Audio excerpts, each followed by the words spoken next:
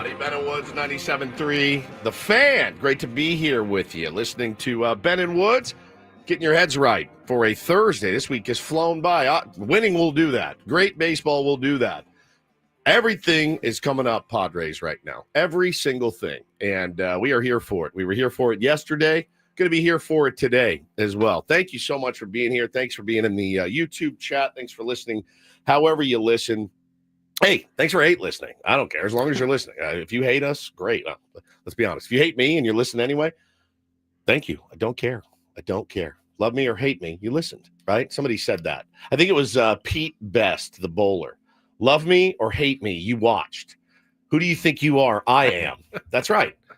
I'm Woodsy. That's Paul Reindl. He's the executive producer of the program. Good morning, Paulie. Hey, how are you? And to my left, this guy. Look at this guy today, Paulie. Straight out of Seattle. Ben Vetter. What has happened? I walked in this morning. I go, all right, well, there's a new look for our friendly neighborhood sports anchor, Ben Higgins.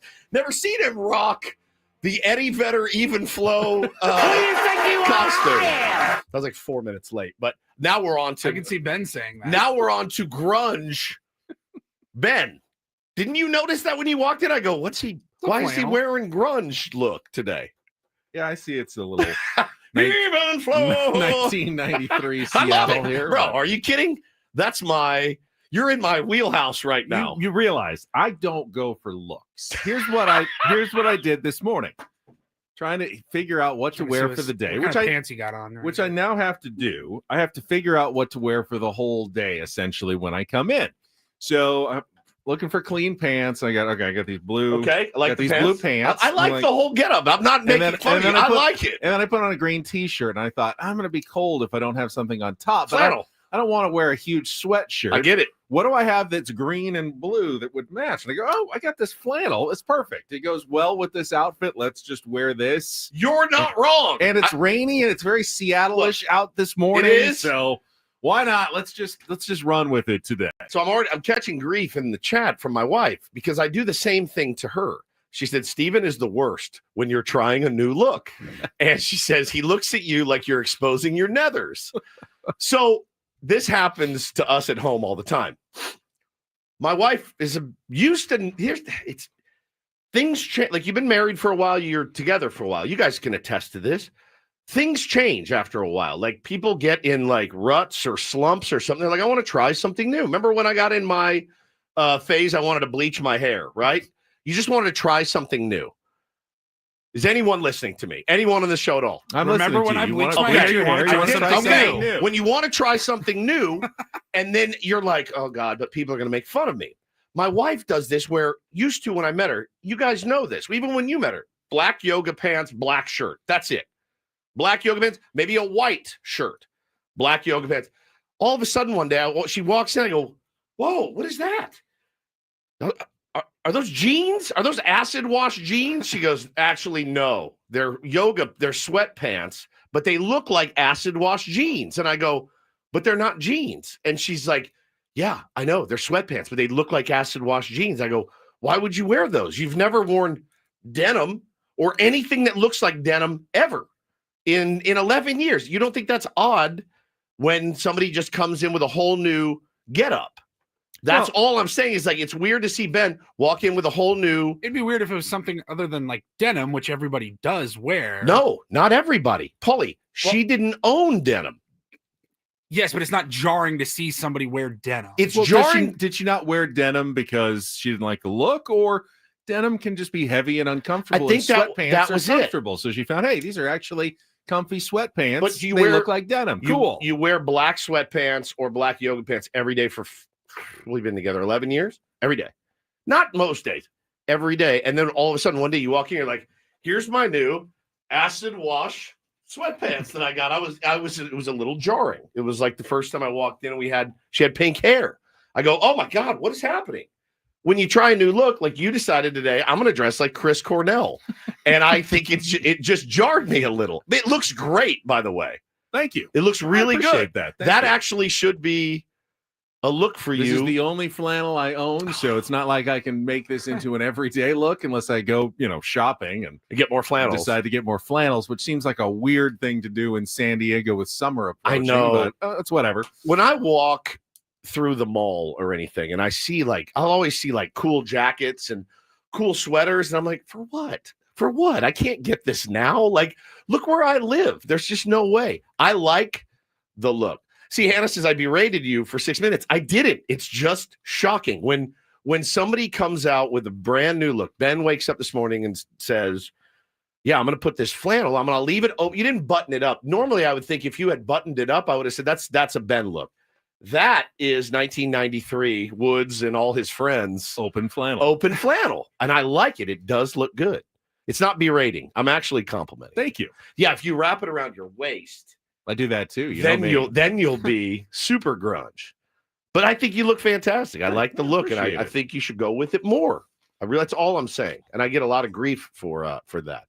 You mentioned it is Thursday, Mhm. and the week flying by for you, which is great for you. Yeah. It's not just Thursday though; it's Roundtable Thursday, Can't first wait. Roundtable Thursday of the season. Don't forget, we're here until 11 o'clock this morning, including a commercial-free 10 o'clock hour with the 97.3 The Fan, cast of characters all around to talk about the 7-0 San Diego Padres. Today should be it's actually kind of a tough round table to do. It is. It's really tough. It is because, let's be honest, what drives conversation, It's controversy. Yeah. conflict, problems, there are none right now. I mean, literally, there are no issues to discuss. There are no overriding questions for this team right now. They'll develop. It's 162 games, but after 1 week, maybe literally the most perfect week in Padres Pretty much. history. Yeah. There's Get much better. It's I don't know if we can do a 1 hour celebration of the Padres at 10 o'clock this morning, but After 7 games, it's kind of what we're looking at the moment. And look, so I know we're jumping ahead here, but we had to move some things around, and we had to move Mike Shildt up to 9 a.m. No, I'm sorry. Yes, 9 a.m. 9 a.m. today. Instead of tomorrow. So Friar Friday, we've been teasing it all week. Friar Friday, Mike Shildt. Yeah. Mike said, we have a game at 11:20 on Friday. It's the only day game on Friday all season long. And it really isn't great timing for me to join you then. I'll be, deep in game preparation. Can we slow, and deep? Can we just do it on Thursday instead? And we go, well, I mean, we kind of have been building it up for a Friday, but okay. Sure. You're the skipper. You're 7-0. We bow down to your wishes this week. So we're going to do Friar Friday on a Thursday and talk to Mike Shildt with the manager's report, refreshed by Eco Water at 9 o'clock this morning. So let your friends know. But it's the same way. It's the same thing where I was driving in this morning going, what? So everything's going pretty good. I mean, you can't really start a season any better than this. I said that the other What do night. you say? Now, we had 6 a.m. Jackson Merrill major news yesterday. So Right. We were fine. But the night before, I'm like, I'm not going to lie, guys. I don't know what else to say on this for the show tomorrow other than when the team's playing so well. I don't want them to start losing, so then we can be like, all right, now let's crack our knuckles. No, I'll take the difficulty of coming up with interesting content all year long. Usually, even when a team is winning, there are cracks in the armor. Like, oh, okay, but the bullpen I see where things could start falling apart. No, honestly. And we'll talk about it. Injuries are always a concern, but you can't just, Mike, how worried are you about injuries for your team going forward? I mean, I'm sure he is like everybody else is, but they'll deal with them when they happen, if they happen. Look, it's just hard to nitpick 7-0. It is really. I mean, there's a lot of ways to get there. You look at what the Dodgers did last night. They won again. They walked it off with the Shohei Ohtani walk-off home run on his bobblehead night.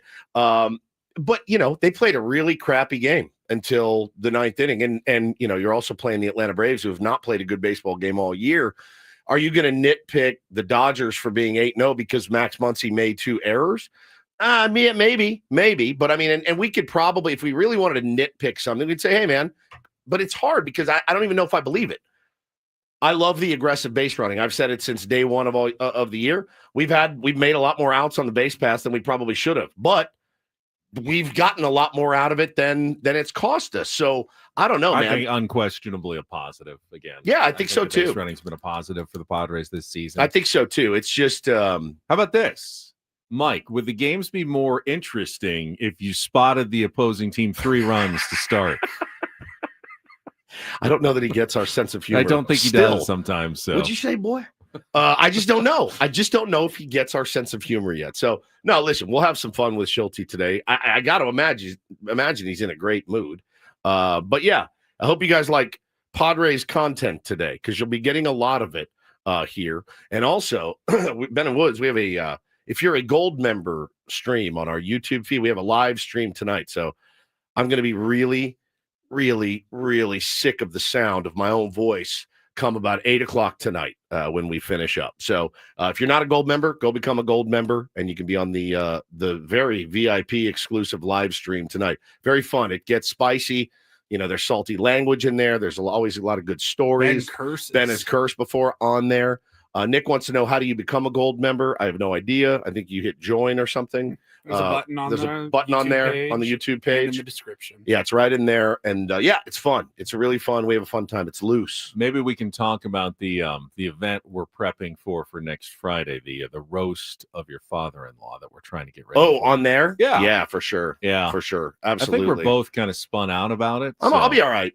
Are you gonna be okay? I'm gonna be okay. I can't roast him. Well, that's what you're spun out about. Yeah. But I can roast everybody else. And I'm spun out about being mean on stage, which is going to be great. I'm not. It's hard for me to be mean. I'm not a mean person. I mean, it's not. You're not supposed to be mean, but you're supposed to be mean. No, it's mean. Yeah, it stings. You have to walk a fine line. You do. Funny mean, and it should be biting, but you don't want everyone. You don't want to get your feelings. You can't be like, hey, you're a fat ass. You know what I mean? That's not a roast. You don't want to hurt mean. feelings. You don't want to burn bridges. Right. And, have to apologize later either. No, you never want to have to apologize. Jay says, I'll change your windshield wipers, Woodsy, for a free gold membership. Well, Jay, that's not going to happen because it already got done. How did it get done? It got done. It's done. I walked out to my car. And it was just done. This morning. And it was done. The windshield wiper fairy paid a visit overnight. My wife did it. Oh. I did not know that until I called her from the road this morning and said, it is pouring rain, and I just noticed. I put my wipers on, and my wipers are working. She said, you're welcome. I didn't know she was doing it. I was planning on taking it somewhere, but apparently she figured it out, probably in her denim sweatpants, to how to go out and did it for me. Is that possibly the greatest gift you've ever received? It's up there from your spouse. It is absolutely up there. It's absolutely. Is it also one of the more emasculating gifts you've received from your spouse? It was. Yeah. It was. The shame that I felt, but also the happiness because it worked, and I got the good ones, the Rain X blade. So it was ripping through that rain. It dumped on me. Oh, but it was pouring, and there was accidents on the freeway. And hope everybody out there is going to be safe this morning. I can tell Kelly, she's in for one this morning with the traffic reports. She is, man. She is. Don't know how long the rain's supposed to last, but yeah, it was treacherous on the drive in this morning. I didn't see any on my nothing. Really? North County was dumped. It was horrible. But I'm very, very thankful, very grateful for my wife getting tired of me bitching about it with no solution in sight, and just went out, opened my car, got them out of the front off the front seat, and then just put them on somehow. I have no idea how long it took her. I have no idea when she did it. I just know that it was done. And she never even said, by the way, I fixed your. Now, she very well could have had somebody come over and do it. Would you be happier if you found out that it took her like an hour or so to figure it out and finally get it done? Or would you be happier to know she did it in like 2 minutes and it was very, very easy? It wouldn't surprise me either way, to be honest. But all I know is that it got done, and I'm very appreciative, and I'm very embarrassed. I'm very embarrassed by it. But the end of the day, job got done. Job's done. All right, we have we have lots of Padres happiness to get to on the program today. As Woods mentioned, it is a Friar Friday on a Thursday with Mike Shildt scheduled to join us at 9 o'clock, but it is also our first Smart Baseball Thursday of the season. Means, yes, somewhat back-to-back interviews at 8:35 and 9, which isn't Woods' favorite thing, but I don't think it's anybody's favorite hey, thing. when we've got Eno Sarris and Mike Shildt, we'll live with it today at 8:35 and 9 o'clock. We'll set the menu for the rest of the program when we come back on a Throwback Thursday. It took her 3 to 4 minutes, by the way. 3 to 4 minutes. Total. I was out there fumbling around with Took it for you 3 a to while. 4 weeks. Took her 3 to 4 minutes. Damn it. Outstanding. Thank you, babe. Appreciate you. All right, we'll set the menu for the program when we come back. It is a Throwback Thursday. You know what that means as well. Don't go anywhere. Glad to have all the tier ones up on a gray and wet Thursday morning here in San Diego. Kelly's traffic, probably a busy one, coming up next year on 97.3 The Fan. First, Woods and I, though, want to tell you about trustandwill.com. Put those headphones back on. Yes, I will. You are not done. If you wanted to bequeath those wipers, you could do so by filling out some just easy online questions at trustandwill.com and letting everybody in your family know what your wishes are if something should happen to you. Just one of those things that every person needs to make sure that they take care of. And it's something that you put off and put off and put off and put off and put off. Here's the thing. My wife can't go do this for me. I had to do this myself, right? This is one I had to sit down and do it. And I'm so thankful Trust and Will made it so easy to do. So go to trustandwill.com, use the code FAN. Make sure you check out the trust. You want to stay out of probate court.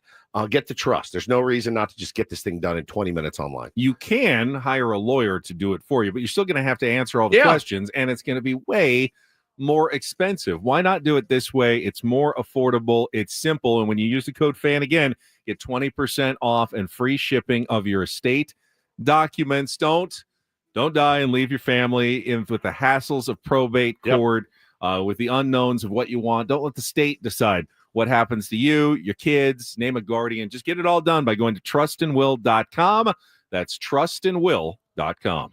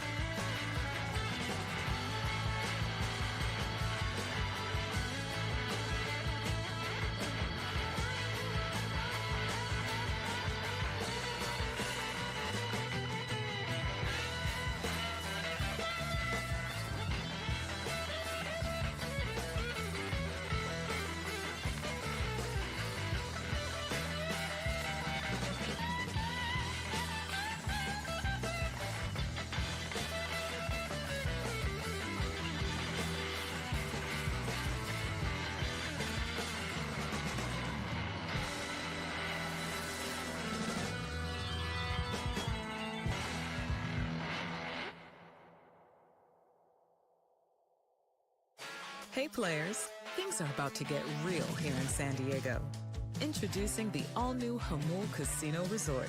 With a 200-room hotel tower, exciting new eats and drinks, plenty of new places to play, and a luxe spa and salon. Hello, rooftop pool and deck. It's where players can play their hearts out and enjoy all the perks that come with it. It gets real this summer at the all-new Hamul Casino Resort, the players' place.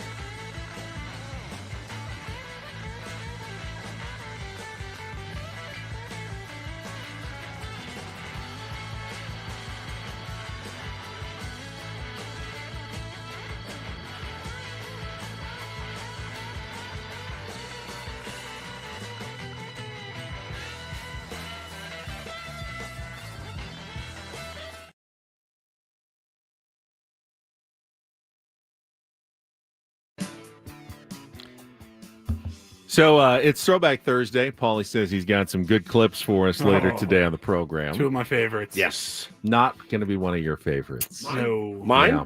Oh, really? Yeah. We'll get to that in our 7 o'clock hour. Before that, though, of course, we got our Padres wrap up coming up in our next segment. Oh, I hate that one. Oh, well. Go through yesterday's 5-2 homestand closing win against the Cleveland Guardians. Yes, they are 7-0, but I didn't realize until last night what that also meant. The Padres have never batted in the 9th inning this season. That is bananas. They will do so finally for the first time, no matter what, tomorrow when they play the Cubs because of the road team, and we'll have to bat in the top of the 9th inning regardless of the score. So it's amazing. They played a week of the season. They're averaging probably like 5.5, 6 runs per game. And they're doing that in just 8 innings because they have yet to see the 9th inning, at least the bottom of the 9th inning, as the batting team once this year. Didn't have an extra inning game, didn't have a walk-off. Every single time they closed the game out in the top of the 9th. I love it. We're extra well rested. Yeah. Right. We're didn't have to play a full inning. The pitchers still have to go the full 9, but the batters have gotten that bottom of the 9th inning off every single day. That's not even true of the Dodgers. They needed to walk it off last night with their comeback win, down 5-0 to the Atlanta Braves. I knew it was. I mean, you cannot start celebrating any sort of Dodgers L until the game is over. They're too deep. They hung in. They had some. I watched a little bit of it. I was getting the kids down and was watching a new show on Apple TV called The Studio.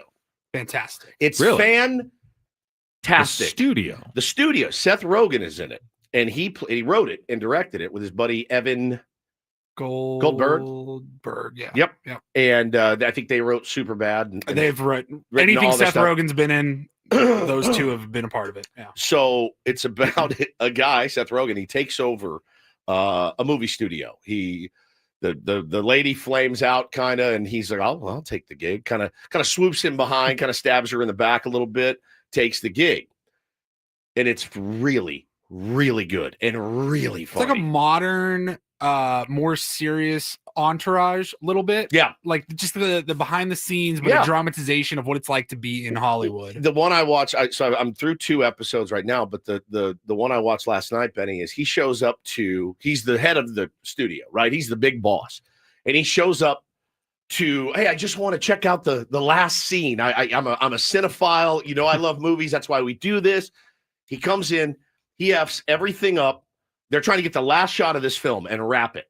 And of course, everybody wants something from him because he's the head of the studio. The blunders, the physical comedy, the biting, cutting wit, Even like talking to a lines. PA, like, hey, can I get a cup of coffee? They're like, we can hear you. We Yeah. have to do this take over Yeah, again. now we have to shut do this up. takeover But because he's you the won't head of the shut up. studio. It's like how Adam comes in here 15 times a show and hey, you need to do this real quick, or text all throughout the show. Adam is Seth Rogen in this. We are the actors and the directors. Bro, I'm telling you, I went into it not knowing what to expect.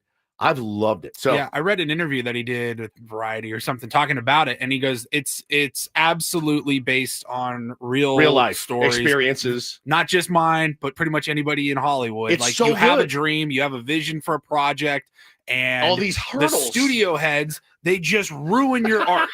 They ruin it. They completely strip it down and just absolutely ruin it. Just kill it. So, and I hate that. It happened to me with Superbad, blah, blah. So now in this role, Seth Rogen gets to be that guy where, yeah, you think you climb to the top. You're the head of the studio. Everyone That's hates as you. high as it gets in Hollywood. Everyone hates you. And yet you're now your sole responsibility is to ruin movies. To ruin movies. essentially. I love your passion about this. How does this relate to the Dodgers coming from behind? Because to I said I beat didn't the watch Braves? it because I was watching the Oh. studio. I thought there was some No. sort of like No. connection between Also the Hollywood. two. Okay, so you just didn't watch the Dodgers coming from behind. No, Okay. I saw a little bit of the game, but what I was just going to say is you can't celebrate anything. You can't celebrate anything with that team until the L is actually hung, and they haven't had one yet either. Absolutely. I mean, it was 5-0, but it was so early in the game. You had the sense that, of course, they're going to come back at some point. And Bro, I'm so embarrassed picking the Atlanta Braves as the team that could win the East. They may not win a game until June. They are one of the worst baseball teams I've ever seen. They looked horrible in the last 7 games that they've played. They're 0-7. meanwhile, the Padres and Dodgers may not lose a game until June. That one of them has to lose in June because that's when they play each other. I saw someone posted it. It was something like when the 66-0 Dodgers take on the 64-0 Right. Padres at Petco Park on June 9th. That is going to be lit. But Lit. that's what the tweet said, I believe. He has changed. I didn't say it. I was just quoting the he's tweet in a that I flannel. saw. You're mixing generations too. That's true, but I didn't You're- come up with that You're one. saying lit and you're wearing grunge I'm clothes. just- Skibbity. just quoting the tweet. You didn't, by the way, just pick the Braves to win the National League East. I picked You them to win the World Series. Series. So I mean, that is So I'm out that's like the immediately. jinx of all jinxes. You're done.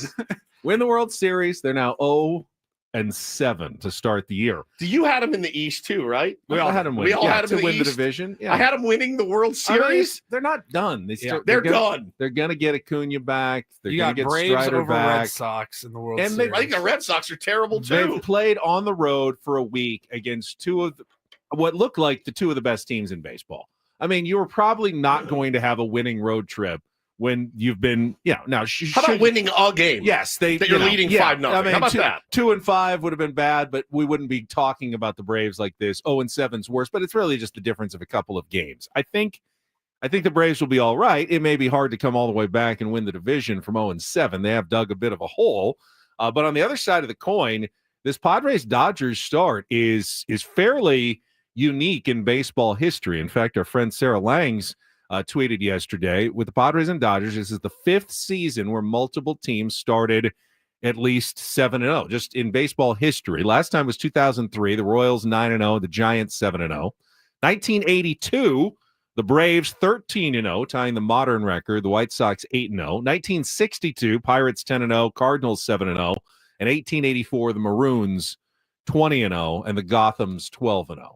So this is pretty unique for the Padres and Dodgers to both be undefeated after a full week of the baseball season. Is that the most San Diego thing ever? Yes, the Padres of get course. off to this historic best start in franchise history, still can't even sniff first place. Correct. Yeah. And the NL West Dodgers has are won- also doing it. I think the NL West, outside of the Rockies, the other four teams have won 22 straight games now. Yeah, it's insane. It's nuts. All right, we will take a timeout. When we come back, Tony and Jesse, the highlights from yesterday's win, 5-2 over the Cleveland Guardians. It's our wrap up. We'll get to that next with Ben and Woods on San Diego's #1 sports station, 97.3 The Fan. I do love that Grap Up is now the official the official word of Ben and Woods. Wanted to tell you guys too about Underdog. Hopefully you've downloaded the Underdog app. You're playing your daily fantasy along with me. It's been fun, man. I've called a couple of really, really good ones, but you guys know how it works, right? Just take a swing, making picks on all your favorite players with Underdog. Choose higher or lower on player stats. So I've really been sticking to mostly baseball right now and having fun with it, man. Higher, lower, strikeouts, home runs, hits, more, all of that. Turn $1 into $1,000 just with your baseball knowledge. You can win up to 1,000 times your money. You can start with as little as $1. But first thing you have to do is download the Underdog app. Sign up now using the promo code WOODS to unlock a special offer of up to $1,000 in bonus cash. When you make your first deposit, join in the fun. When you sign up with promo code WOODS, claim your special offer today. Get up to $1,000 in bonus cash instantly upon first deposit. Must be 18 and over, 19 and over in Alabama, Nebraska, 19 and over in Colorado for some games, 21 over in Massachusetts and Arizona, present in the state where Underdog Fantasy operates. Terms do apply, void in Colorado. Concerned with your play, call 1-800-GAMBLER or visit ncpgambling.org. Arizona, call 1-800-NEXT-STEP or text NEXT-STEP to 53342. In New York, call the 24/7 Hope line, 877-8-HOPE-NY or text HOPE-NY to 467-369.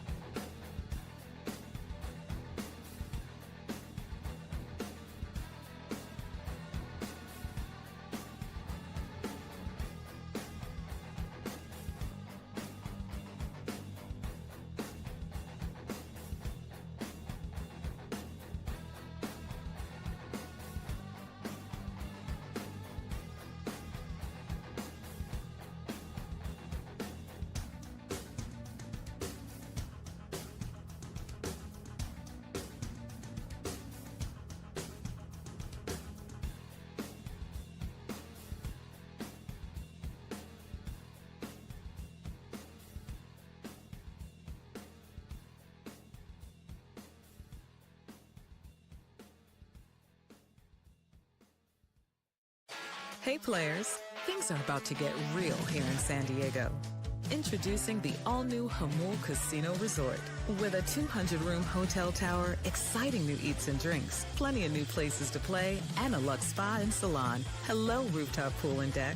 It's where players can play their hearts out and enjoy all the perks that come with it. It gets real this summer at the all-new Hamul Casino Resort, the players' place.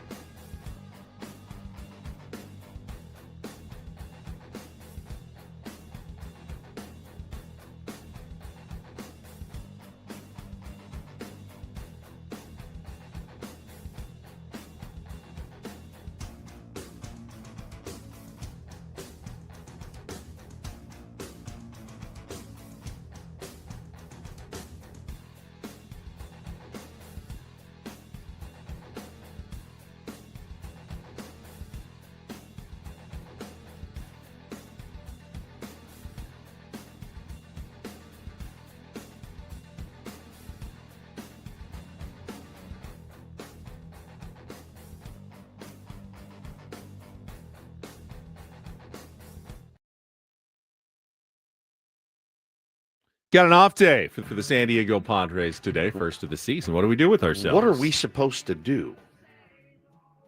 I asked my wife last night, what are we doing tomorrow night? She said, I have no idea. Wonder what Mike Shildt is doing today in Chicago on his first off day Talking of to the us. season. He's talking to us. Yeah, he's talking to us. 9 a.m. Manager's report, day early. Get the word out. But then he's got the rest of the day that he can enjoy himself. What did you do on a nice spring day in Chicago? I don't think it's that nice. 48 degrees. Yeah, it's not that nice, but today. you lived there. I mean, what would a day off for Woods entail? Sleeping off the Windy night city. before. That's true. Yeah. Maybe he's doing that. Could be. Could be. Well, I partied would- on the plane a little bit, Yeah. maybe on the flight to Chicago last night. I think what I would do is I'd probably go down to the museum district. They have the incredible museum. Walk around down there, go see the big bean, the big silver bean. Oh yeah, that chrome Sculpture. sculpture thing. They're right down in that area. There's so much to do. That city it's elite. It's elite to travel to, and it was great to live in. But I'd go get some really good food. It's my favorite food in the country. Is in Chicago. They got a little bit of everything. I might get some hot beef sandwich. Hot beef. Hot beef. They have really good hot beef Hot sandwiches. beef. And just walk. There's just so much to see there. So it's such an electric city. Now, we will talk to Mike Shildt coming up. Manager's report at 9:00 this morning. But it's, First, bro, it's like there's severe storms sweeping through Chicago. That's Yeah, true. They may not get all three They games. may that's not true. get 'em in. The center of the country is tornadoes, and Yeah, it's ugly. pretty ugly. I've definitely seen some reports and tweets about people who are dealing with it. I think it's moving up from the bottom of the country, so we'll keep an eye on that. First, though, we're going to get to our Padres wrap up right after a check of traffic here on 97.3 The Fan. From the 855 Get Ross Traffic Center, protecting San Diego after accidents or injury, here's Kelly Danick. Traffic is sponsored by Valvoline Instant Oil Change, your 15-minute drive-through oil change. Get some scattered showers around the county, guys, so you know what to do. Leave extra time for travel. Take it extra carefully once you are out there. It looks like they've wrapped up their investigation of that fatal overnight crash westbound King Freeway near the 15th, so that right lane no longer blocked. Southbound side of the 805 near Sorrento Valley crashed the clearing stage over the right shoulder. Up ahead, got the spin out right before Governor. That's blocking the fast lane. Also have northbound side of the 805 right past Balboa. Stalled car in the second lane from the left, and crash being moved over the right shoulder on southbound 15 before Poway Road. Spring into action at Valvoline Instant Oil Change, your 15-minute drive-through oil change. Stay in your car while friendly technicians check oil, batteries, lights, tires. Bring you a cappuccino. Sorry, kidding about that last one, but you never know. Locations and coupons at SoCalOilChange.com. All vehicle types welcome. I'm Kelly Danick with Ben & Woods, San Diego's #1 sports station, 97.3 The Fan. I love winning, man. I love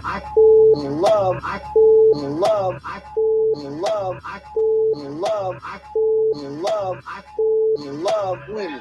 You know what I'm saying? It's like better than losing.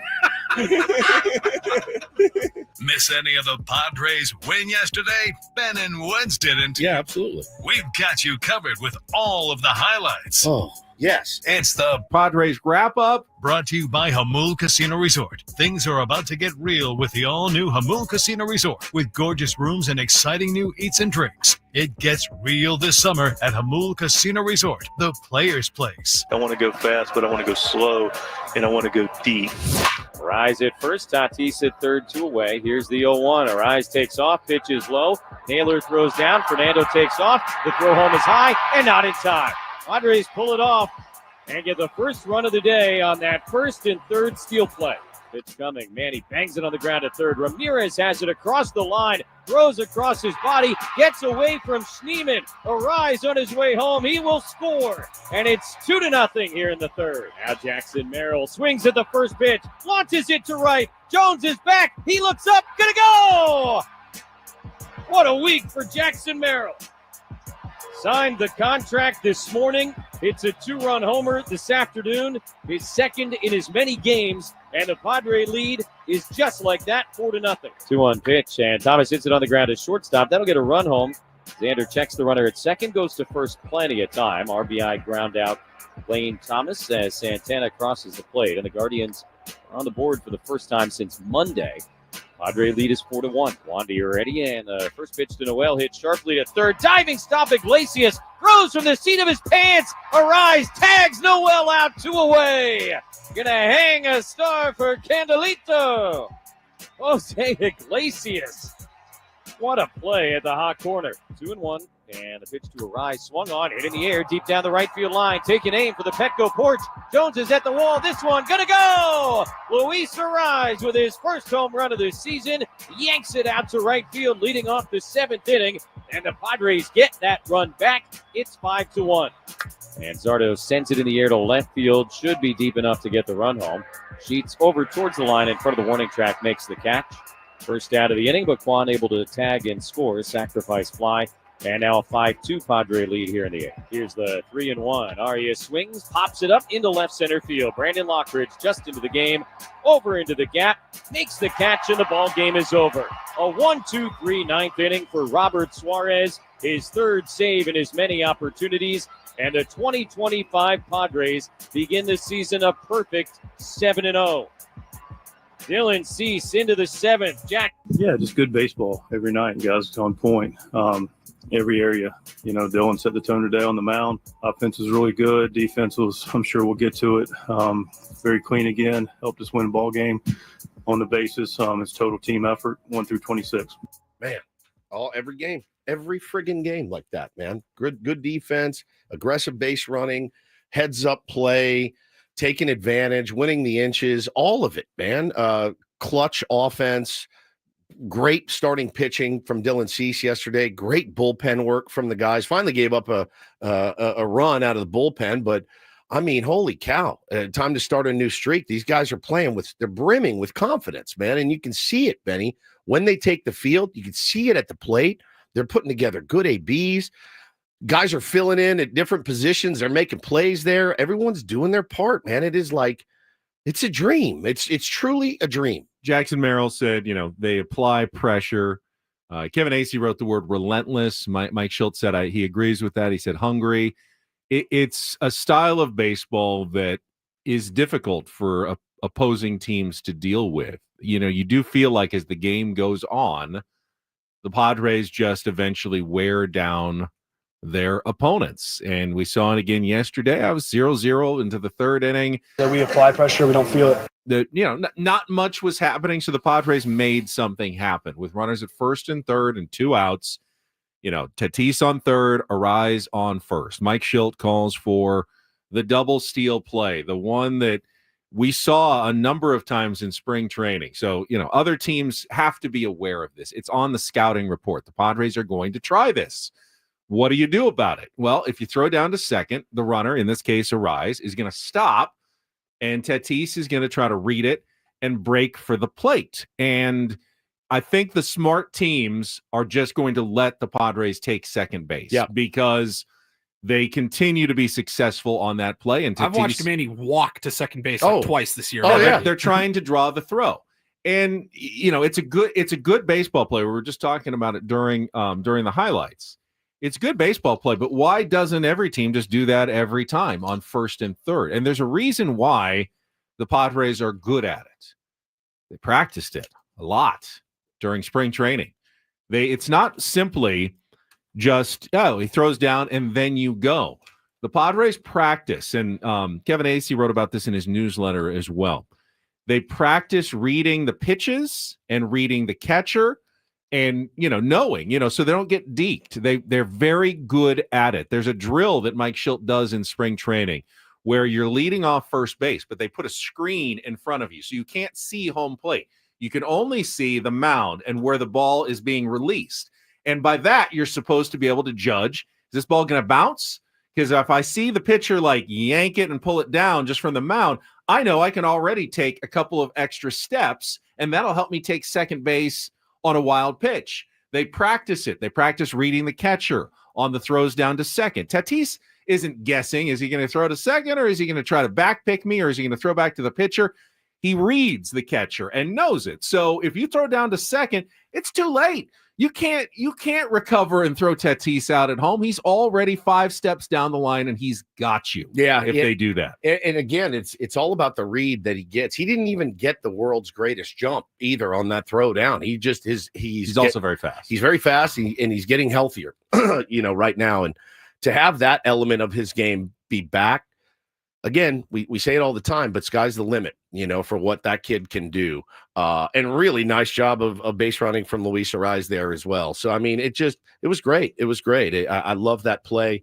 It's a common play in adult league, throw it down, try to get me out, and we'll get that run. Now, in. they could have taken me out once. Yeah. Once Tatis broke for home, they could have just tagged Luis Arraez, got him in a rundown. The run would have scored, but the inning would have been over. They tried for the hero play, and at that point, the inning was extended, got another run on a bad throw, and then Jackson Merrill comes up and hits the 2-run home run on the day that he signs the contract extension. The kid has the flair for the dramatic. Hi, this is Jackson Merrill. Like it's theater. The script has been written for Jackson Merrill's stardom already, and we've had the whole show about Jackson yesterday when the news broke at 6 a.m. And that was the perfect way to cap off a great day in the history for Padres baseball and Jackson Merrill baseball. Well, and think about it, man. Think what Craig Counsell's thinking about right now as he game plans for the San Diego Padres and what they're going to be bringing to the table. So he's seen it. He knows it. He knows how aggressive they've been on the base paths. Now he's trying to create a defense, Ben, that is going to help his team alleviate some of the inches that the Padres are trying to win. So it's just it's the chess match of baseball that it's the reason I've always loved the game so much. It's weird because I hate chess, but I do love baseball, and it's one big chess match trying to think 3 or 4 moves ahead. And so, knowing that the Padres have that in their back pocket, it's already a win for the Padres, right? Knowing that, hey, this team could do this at any time, it takes you off your game. They were talking to Michael King about it yesterday, and they talked about what is it like to pitch against a team like you guys that is constantly taking the extra base. It's constantly dancing around and trying to get, he goes, it's the worst. And he said, you find yourself giving in maybe and throwing a bad pitch because your mind isn't focused on executing your pitch. And what happens? Jackson Merrill comes up. After all that, Jackson Merrill comes up and hits that. He gets a cookie down the middle. He hits it out. And Michael King's like, happens all the time. When a team is running all over you and they're taking extra bases and they're stealing home, you're out of your game. It takes you out of your mental game. And I love the way that they've been playing, man. It's been so fun. And, they've been getting contributions from the players they need. All 4 of the top batters in the order had 2 hits yesterday, including Luis Arraez hit the home run. It's good to see Luis, after the slow start, have a couple of hits and show that there's a little power in there, with the healthy wrist this year. Really did put a charge into the one to make it 5-1. Tatis, as well as the steal of home, had 2 more hits yesterday. And someone pointed out this stat. Adam sent it to us from Twitter.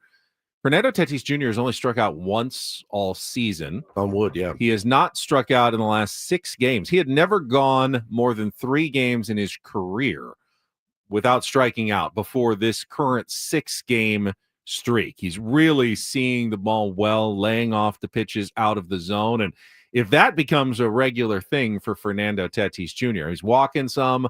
I mean, we haven't even really seen him. He had the one home run and has hit the ball hard, but hasn't really unleashed full extra base power Tatis yet this year. That will come, though. When you're swinging at good pitches, that will come for Fernando Tatis Jr. He's simply hitting, 423? I mean, only a 577 slugging percentage for Fernando Tatis Jr.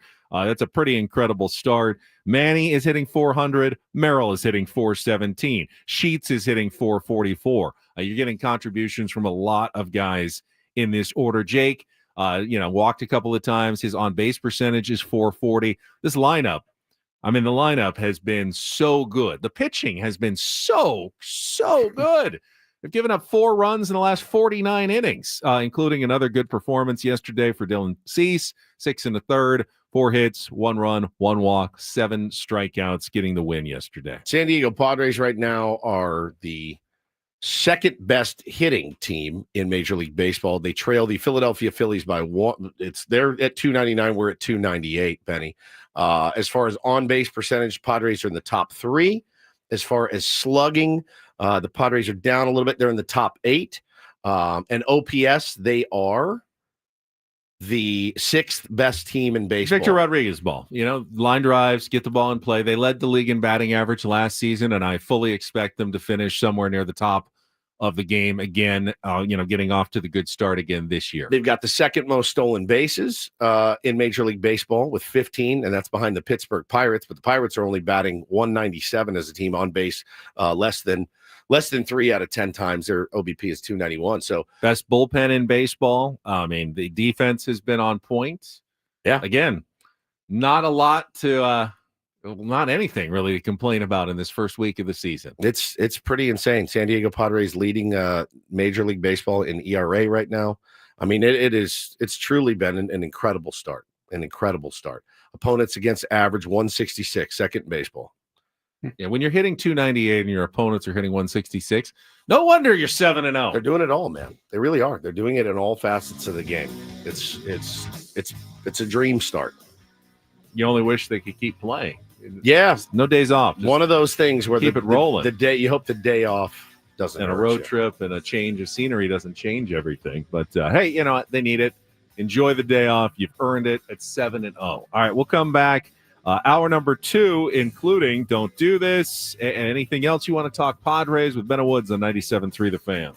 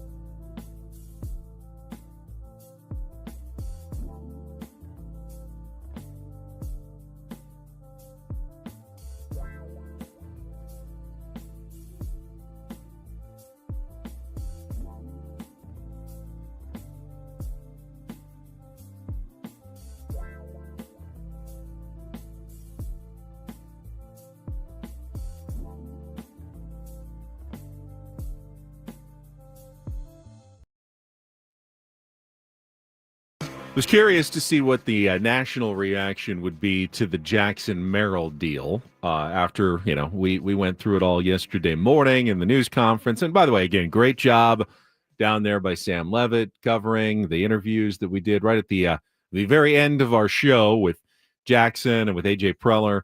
Really good stuff. And thanks to all the tier ones. Our YouTube stream was cooking yesterday. Had, thousands of people checked in to see what was going on with Jackson Merrill, which was really cool. And from what I've seen, Woods, the national reaction was what we kind of thought. This is a team-friendly deal that Jackson has signed. And when Jackson even said he wanted to sign a contract, I wanted to take care of my family, but I also want the Padres to be able to continue to build around and put a great team on the field.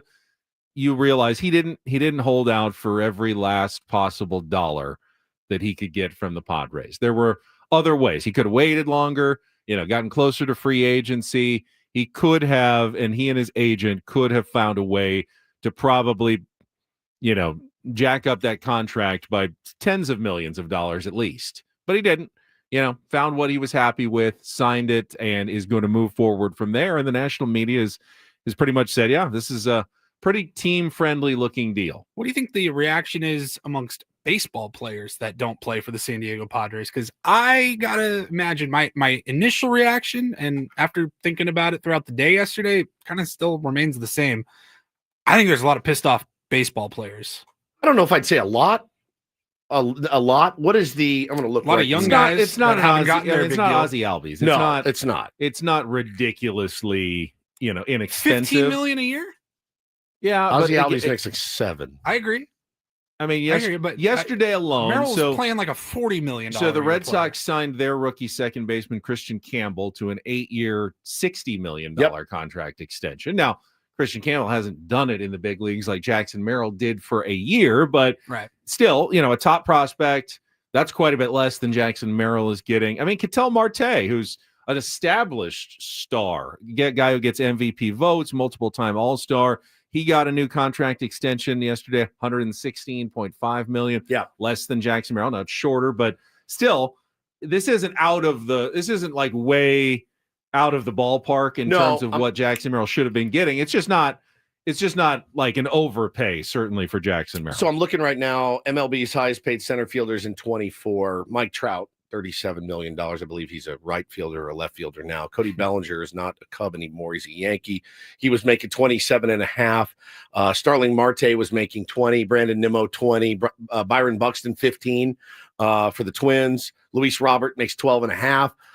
Listen, It's not about how good you are. I mean, there's something, it's not. There's part of that is in there, but it's kind of about when you sign and how much leverage you have. That's exactly the right. NFL every year. Yeah, the next quarterback up shatters the previous record. I don't get the sense, Paulie, that there's that people are super like, what is he doing? Like that.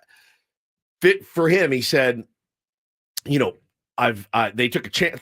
What I loved the most was, hey man, they're the only team that scouted me, right? And I feel like they gave me this life. I owe them a little something. And I don't even think owing them a little something means I'm going to take a hometown discount. I think what it means to me is I love it here. Thank you for taking a chance on me. I just want to get this done so that I can give you my full commitment. There is something, and he knows enough guys and he's talked to enough guys, and there's enough guys in that clubhouse that he could go and lean on. Hey man, should I ride this thing out till my arb is up and then I'm a free agent? And then it's different for guys. Like if he wants to just stay focused on being the best he can be and winning with his boys and all the stuff he talks about, bro, how rare is it for a guy to actually put his money where his mouth is like that? And that's the thing that would most impress me was I love it here. I want to be able to take care of my family, and I don't want to worry about this crap for the next 10 years. It's just done. Clearly, that's important to Jackson. We know what's important to him. He wants to play baseball. He wants to win. Said it many times yesterday. And I truly believe that. And when you heard the story about AJ scouting him and not wanting to be seen, didn't want other teams to get on his, on the radar for Jackson Merrill. And when he posted a picture of himself on Instagram, when Jackson did with a scout, one of the Padres scouts, and the scout called and said, delete that, delete that. Yep. You know what? That doesn't serve Jackson well. If Jackson wanted to, pump up his draft status, they should be like sending out press releases. Oh, AJ Preller was out scouting me today, and here's a picture of me with the Padres, and letting as many teams know, because that would drive up. He could have gotten drafted maybe higher if he wanted to do that and made more money, but not what he cared about. He immediately deleted it. He said, Padres were on me early. I was at that point, I was like, I wanted to be a Padre. It's great. And I wasn't going to play other teams against each other. And now he's doing the same thing with his contract.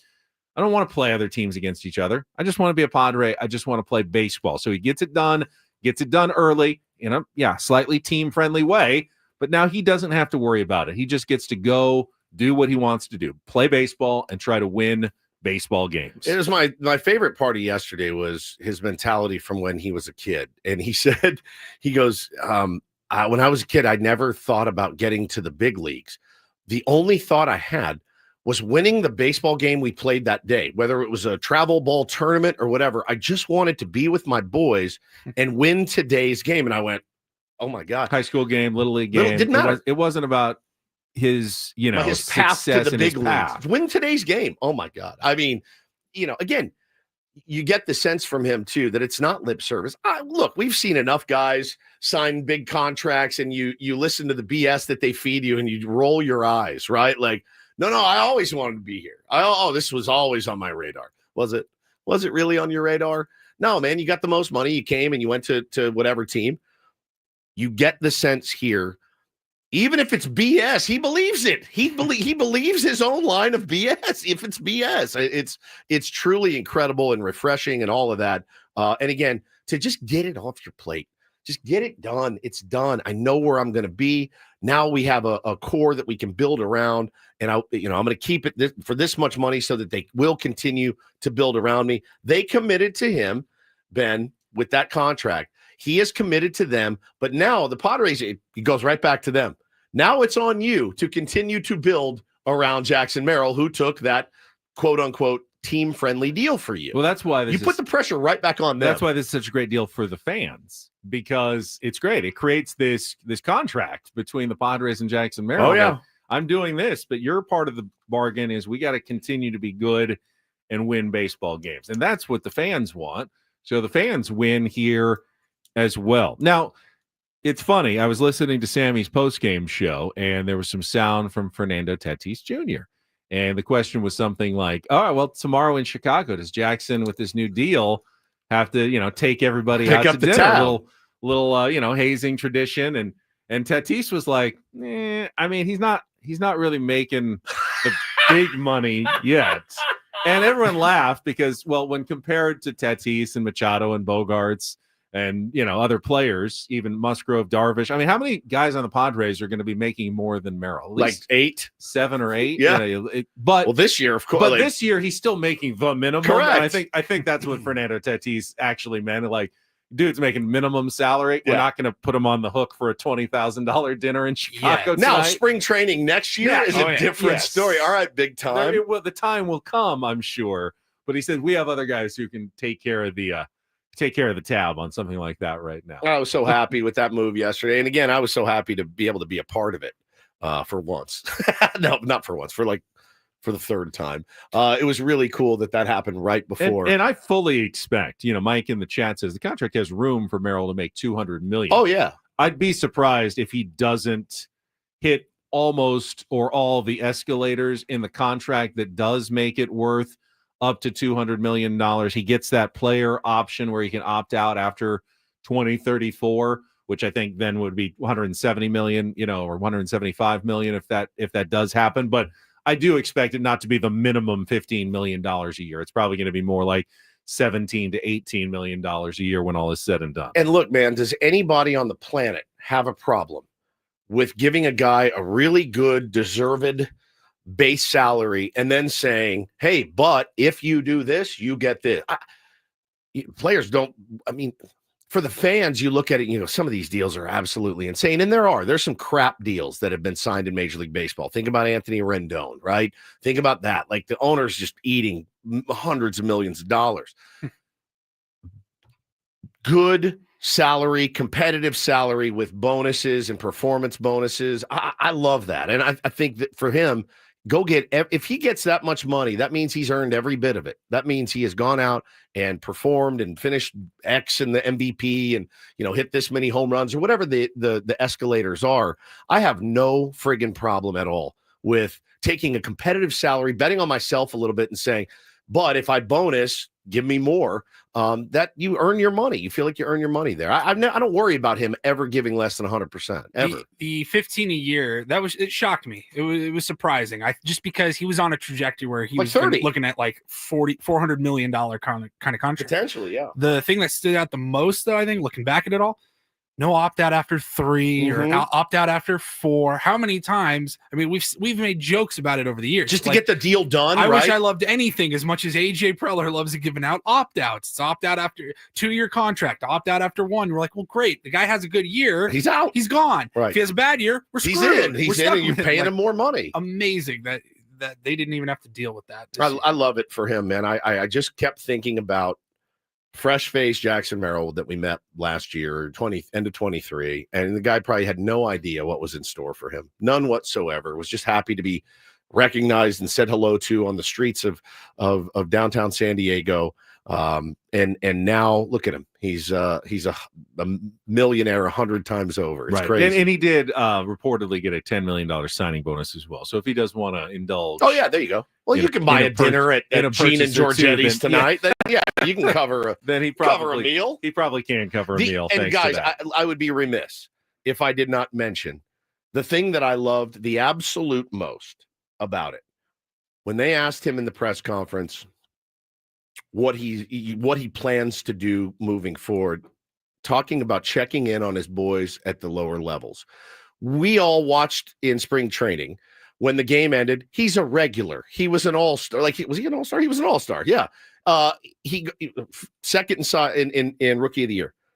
The game's over in Peoria. He stays. He stays with all the guys in the dugout. He could be back in the showers, getting in his Hummer and driving back to his rental, to put his feet up and watch baseball tonight or whatever, if it was still on. He stayed in the dugout. He wanted to be with his guys and pass along wisdom and information. And I think there was a faction of the fans that were like, oh, it's eyewash. No, I think this is really who he is. He's the guy that's going to be checking in on all the dudes in the minor leagues. He said it. It's not hard to check in, shoot a text, make a call. Hey, how's it going? Anything I can help you with. I love that about him. And he pointed out that, I'm much younger than a lot of the guys. They have families to go back to. Yeah. And, I need friends too. Those are my friends. Those are my peers.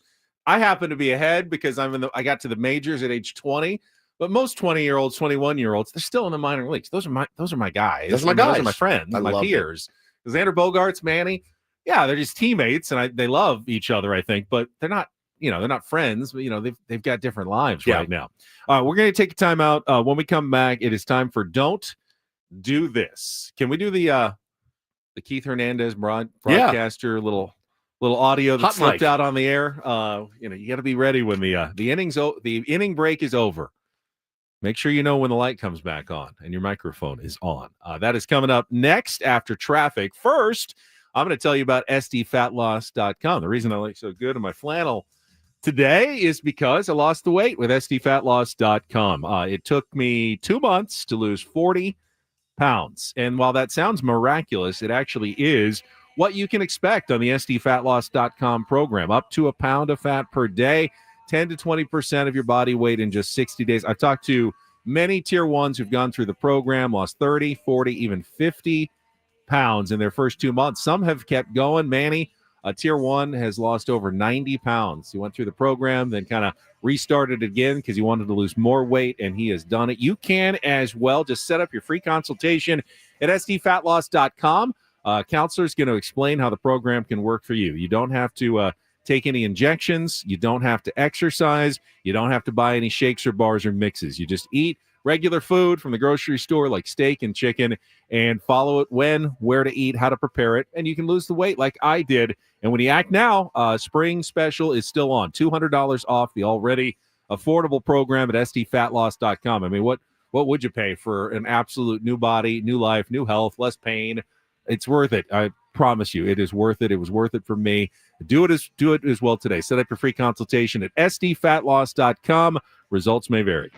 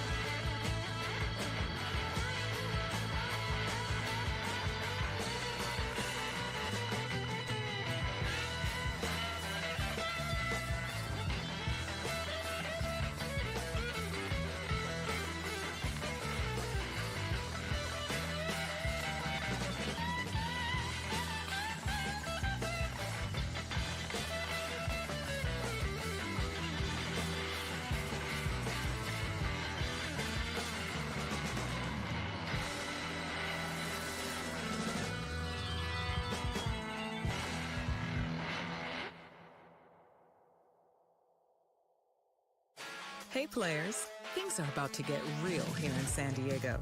Introducing the all-new Hamul Casino Resort. With a 200-room hotel tower, exciting new eats and drinks, plenty of new places to play, and a luxe spa and salon. Hello, rooftop pool and deck. It's where players can play their hearts out and enjoy all the perks that come with it. It gets real this summer at the all-new Hamul Casino Resort, the players' place.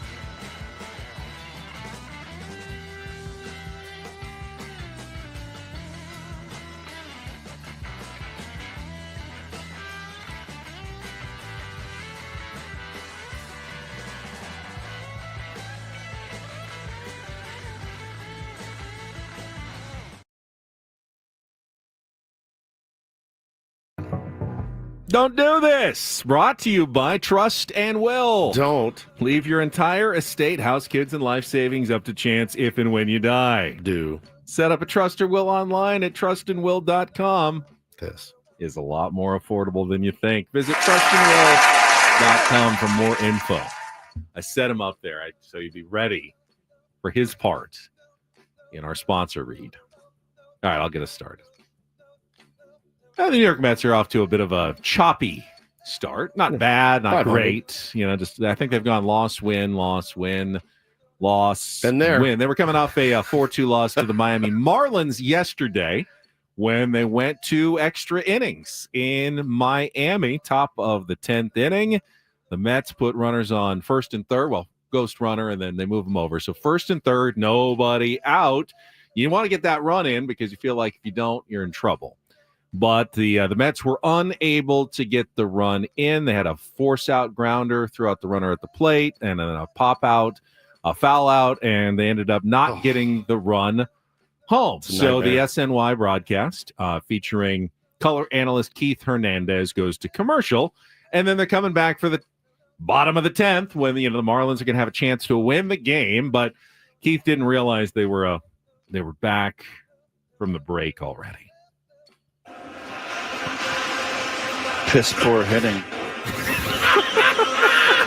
New York Mets baseball on SNY is brought to you by Infinity. Experience the Infinity lineup at your local retailer today. Save it, Paulie. Piss poor hitting. We could add that to, if we ever lose a game, we could add that to the montage. Be a good addition. As it turned out, the Marlins didn't score either, and the Mets ended up winning the game 6-5 in 11 innings to even their record at 3-3. That's so good. Piss poor hitting. Just so good. It happens all the time. Oh, yeah. All the time. Broadcasters, even the legendary Jerry Coleman, I heard once or twice during a commercial. Bro, he would. He was piss poor hitting. He was a legendary ball player for the Yankees of the 50s. And when he saw bad baseball, and believe me, he saw a lot of bad Padres baseball over the years, he would, cheerfully up and the Padres down 3-2 as we go to the bottom of the 7th. The microphone will go off. This team doesn't know how to do anything. Yes, baseball. I can't believe it. Ted Leitner could share you the stories of Jerry losing his mind in between innings. Like, who would have taught these guys how to play baseball? Oh, we're back, Oh, my God. Baseball. Ted Leitner, not totally innocent. No, either. that's yes. You know what? Innocent either. Coming up in this business, I started doing Padres games back on the board at the studio, and oh my God, because they go to commercial break, you keep them, we call it in queue, so I can still hear them. I can hear Dave Marcus, their producer, in case there's any issues, anything that needs to be addressed during the commercial break. So I'm listening, and Ted, whoa, that man's got a mouth on him. I love it. He talks just like we do. Yeah. But the way that he would be right up against, like, the music's playing, and he's finishing a story, and I'm like, he is putting a lot of trust in me or whoever else is not turning on his mic, because it's like, hey, man, the music's on. Like, that's your cue to talk.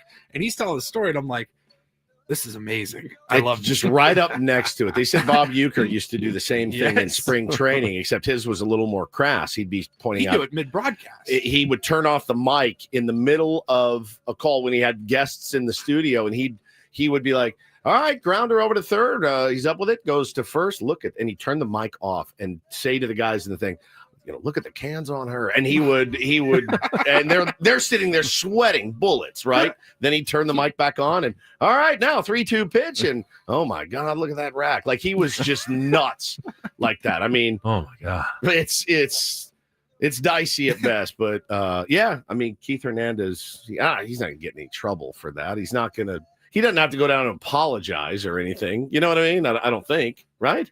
I mean, he's Keith Hernandez, so he probably doesn't. Gets a little. He wouldn't want to be Stephen Woods or Ben Higgins and do that. But Keith Hernandez can get away with it because he wasn't wrong. Well, listen, John Morant, I just think he is such a talented player, but he can have a bit of the 5-cent head, at times. And Demetrius Jamel Morant. Yeah, Jaw's a nickname. Jaw's a nickname. Short. What's a nickname? It is his nickname.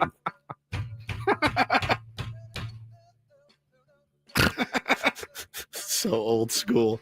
He's in trouble again, Ben. He's doing the old finger gun gestures at the opposing team. They've told him before, stop with the guns. Enough with the guns. Enough with the finger gestures. So stop doing it. So he did the double. The rifle, like the rifle. Like, I mean, if you just do the old 6-shooter, boom, boom, boom, boom, I think that's okay, right? No, it's not okay. Like if you do it with a smile on your face, boom, boom, boom, boom. Absolutely not. You know, they like just said laser enough. guns, you're okay. But when you do like the full on like AK-47, it's not okay. He's gotten in trouble, flashing his guns around, whatever. Like he got suspended for that.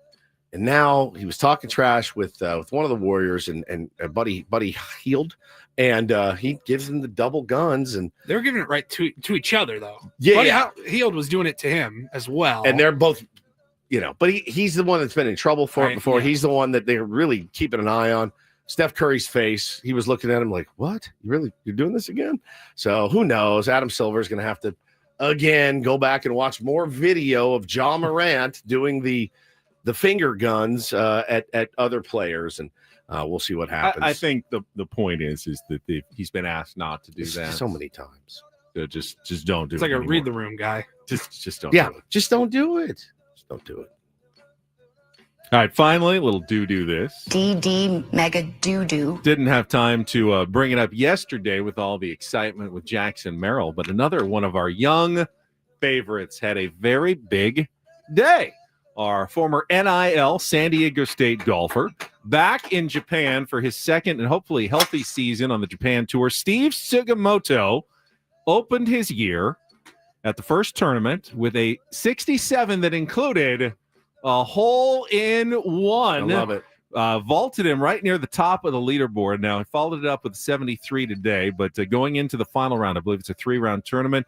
Steve Sugimoto currently top 10, 4 under par, tied for 7th out of 152 golfers in the field. So he's lined up with a good round tomorrow, lined up for a nice payday and a good start to his season in Japan as he tries to work his way up and hopefully eventually to the PGA Tour, and we're of course following his career closely. Would love how confidence building would that be? That he had some really bad wrist problems last year and really had to battle through it, and is back playing good golf. Ben, back on the Pro Tour in Japan. A top 10 for him would be such a great way to start his season. So obviously pulling for Sug today. Hopefully, is there a way to watch it at all? I have no idea. I probably not, honestly, but you can follow if you go to Google Japan Golf Tour, and they'll have live leaderboard. Live leaderboard. I think he just finished his second round, so the third round will be kind of overnight, like late night tonight into the early morning tomorrow. So if you do want to follow along with Steve Sugimoto. Beautiful. Thank you. And that's don't and do this for a Thursday. That was Don't Do This with Ben and Woods on 97.3 The Fan. And Thursday means Throwback Thursday, and Paulie's pulled a couple of great clips as we go back into the archives for Ben and Woods. We'll go to 2019, I think a classic Ben and Woods moments. And then 2022 in a moment that I don't think Woodsy's going to be all that fond of revisiting, but I think the tier ones will enjoy it. Woke up from a nap right in the middle of this. Yeah. You know what moment we're going to. I do. Now. I saw Okay. it. Yep. Yeah. I know exactly what it is. That's coming up Mortifying. next with Ben and Woods on San Diego's #1 sports station, 97.3 The Fan. It's funny. I actually talked to Sugimoto about his wrists last year when he came in to hang out and told him, man, I don't know if your thing is what I have. I think it was a little bit different. But I went to QC Kinetics. I also had severe pain in my wrist. Now, I'm not a pro golfer by any stretch, not even an average golfer, but I did enjoy playing golf, and I couldn't do that. I enjoyed playing baseball, could not do that. Enjoyed picking up my kids, couldn't do that. None of it. I was really, really in the torture chamber when it came to my wrists. Went to QC Kinetics, got my life back 100%. Heading to the gym again today. All the things that I love to do. I am held back from nothing right now at almost 50 years old, and it's all thanks to QC Kinetics. Their science is solid. They can give you your life back, a healthier life, free of harmful meds. That's the whole mission at QC Kinetics. So call them today. You'll get a free consultation. They got appointments ready for you at Torrey Hills and Hillcrest locations. Call now. Find out how easy it is to get back to enjoying life without chronic joint pain. Now is the best time to get started. Call QC Kinetics today, 619-614-PAIN, 619-614-PAIN. They are QC Kinetics. I love them. I thank them every day, 619-614-PAIN.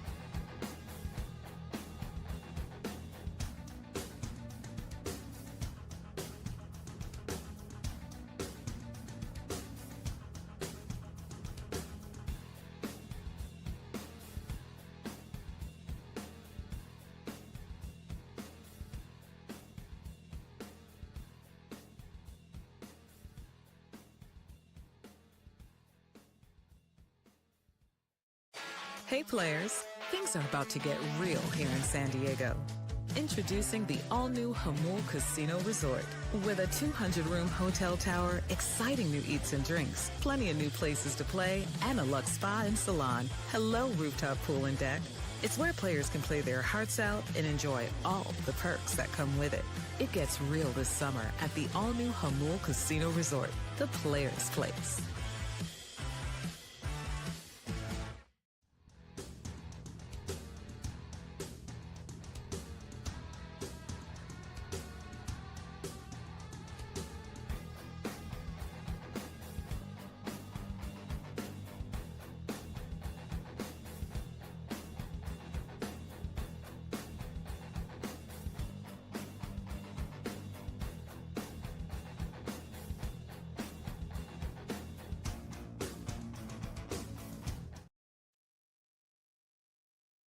This hour, Ben Woods, is brought to you by Frozen Ropes San Diego. Hey, parents, here's a message from Coach Kurt at Frozen Ropes. Is your child 6 to 12 years old? Then Baseball Summer League is the perfect fit for your players. Starting June 16th through August 17th, Summer League includes 8 practices, 8 games. Register by March 31st. Well, that's too late.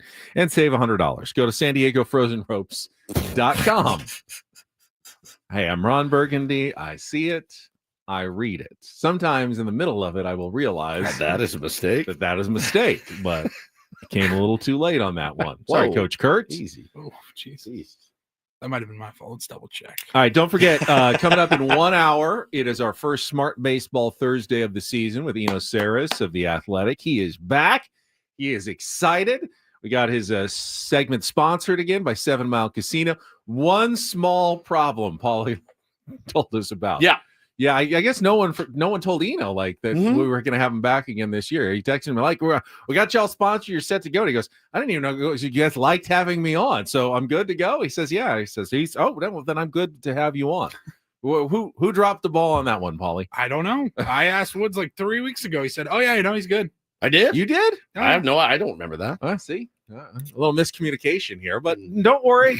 Eno's on it, and he's back this year. Yeah, for as more long as Smart he's Baseball. coming back, I don't care who dropped the ball. And He's then, back. of course, if you missed it earlier, Friar Friday is Friar Thursday this week because Mike Shildt has an early game tomorrow. So our first manager's report of the season actually going to happen today at 9 o'clock. So Mike Shildt will join us from Chicago, Illinois, where the Padres are getting ready to open a 3-game series against the Cubs at Wrigley Field tomorrow morning at 11:20. And Padres are red hot, but the Cubs are pretty hot too. They have scored double digits in 4 of their past 7 games since coming back from Korea, and they will throw their opening day starter on the mound for game 1 of the series. Shota Imanaga is scheduled to pitch tomorrow. The Padres actually have not announced the starting pitcher for tomorrow's game. Well, if I know Shilty, he's waiting to break it on this show. Exactly. For sure. Now, I mean, I don't know if that's something to be concerned about. Did Randy Vasquez not recover well from his? I mean, it's his turn in the rotation. Yeah, his turn. There's an off day if you wanted to skip straight to Nick Pivetta and stay on, the normal 4 days rest. You could do so, but you wouldn't think they'd want to do that early in the season. You'd think they just want to stay on their rotation. Well, I mean, especially after the way that Randy pitched the other night. I'd like to build off that momentum. Yeah, he's certainly not probably dumping him from the rotation after, six shutout innings. It's fantastic. In his first start. So I don't know why you wouldn't list him unless maybe there is a problem, or maybe Shildt is just like, hey, if I don't have to, why give the other team any information at all? Extra time to prepare. It's just going to be Randy Vasquez. I mean, MLB.com has Randy Vasquez. So does ESPN, but Sammy Levin on the postgame show last night said, I would assume Randy Vasquez, but it actually is not announced by the San Diego Padres after the game. They have it as TBA in their final notes from last night. Imanaga had a really, really nice debut. Really nice. He's 1-0. He's got 0.82 ERA with 6 strikeouts. He's tough. Got a no decision against the Dodgers in Korea, and then got a win in his first stateside start. Yeah, that's right. He's already thrown once in the States. Forgot about that. So, third start of the season for Imanaga. Still ERA below 1 after 2 starts is pretty damn good. And again, the forecast a little dicey. It is. For this weekend. The Midwest is dealing with some big storms. I don't know exactly what kind of the plan and the thinking is at Wrigley Field. Safety is a big concern. I mean, it's already the windy city, and I saw like the forecast in the Midwest, gusts like 40, 50 miles an hour. That would be difficult. Even if it wasn't raining and, you could play, that would be a very difficult game to play if the wind is blowing 40 miles an hour at that ballpark right off of Lake Michigan, already subject to the winds, and you get a lot of those. It could be kind of a weird weekend in Chicago. They don't call it the Windy City because it's windy. They don't? No. You didn't know that? No. They call it the Windy City because of the corrupt politicians back in the 20s and 30s there. And windy, like always blowing hot air. He's Googling me. He's double checking me. But that's why they call it that. Shady politician. Okay, so according to AI, it is 2 reasons, metaphorically, to describe its boastful politicians and promoters, like you said. Yes. And then also literally due to the strong winds blowing off Lake Michigan. It can be windy, but Wrigley Field is nowhere near Lake Michigan. So it's like within a half a mile. No, not really. On the north part of there, Not isn't really. it like about 10 blocks away from the lake? It's not close enough. Not close enough, in my opinion, to I have remember ever changed watching anything. WGN growing up and how many times they talk about the wind. It's windy. Blowing off Lake Michigan through Wrigley Field. It's windy. It's windy. It's a windy city, but it's not because of that. It was windy here yesterday. We the windy city now. You know what I mean? Like the wind blows there. Yes. You are right. I mean, everywhere it says it's the braggadocious 1.4 miles. Yeah, 1.4 miles from. G. Lake Williams Michigan. says, "Yes, it is, Woods. I've been there. Gee, I lived there for 5 years. I lived there. It can be a windy city. It is the Midwest. It's not the windiest city in the United States. Like Lubbock, Texas, and Amarillo are windier than Chicago. It's almost 2 miles from Lake Michigan. Even Boston is windier than Chicago. They say. Yeah. They called it the Windy City originally because of the shady politicians. Huh. Yeah. I learned something. You didn't know that? Today. I did not know that at all. I thought you knew that. I thought it was simply the winds off of Lake Michigan were always particularly strong in Chicago. Yeah. Huh.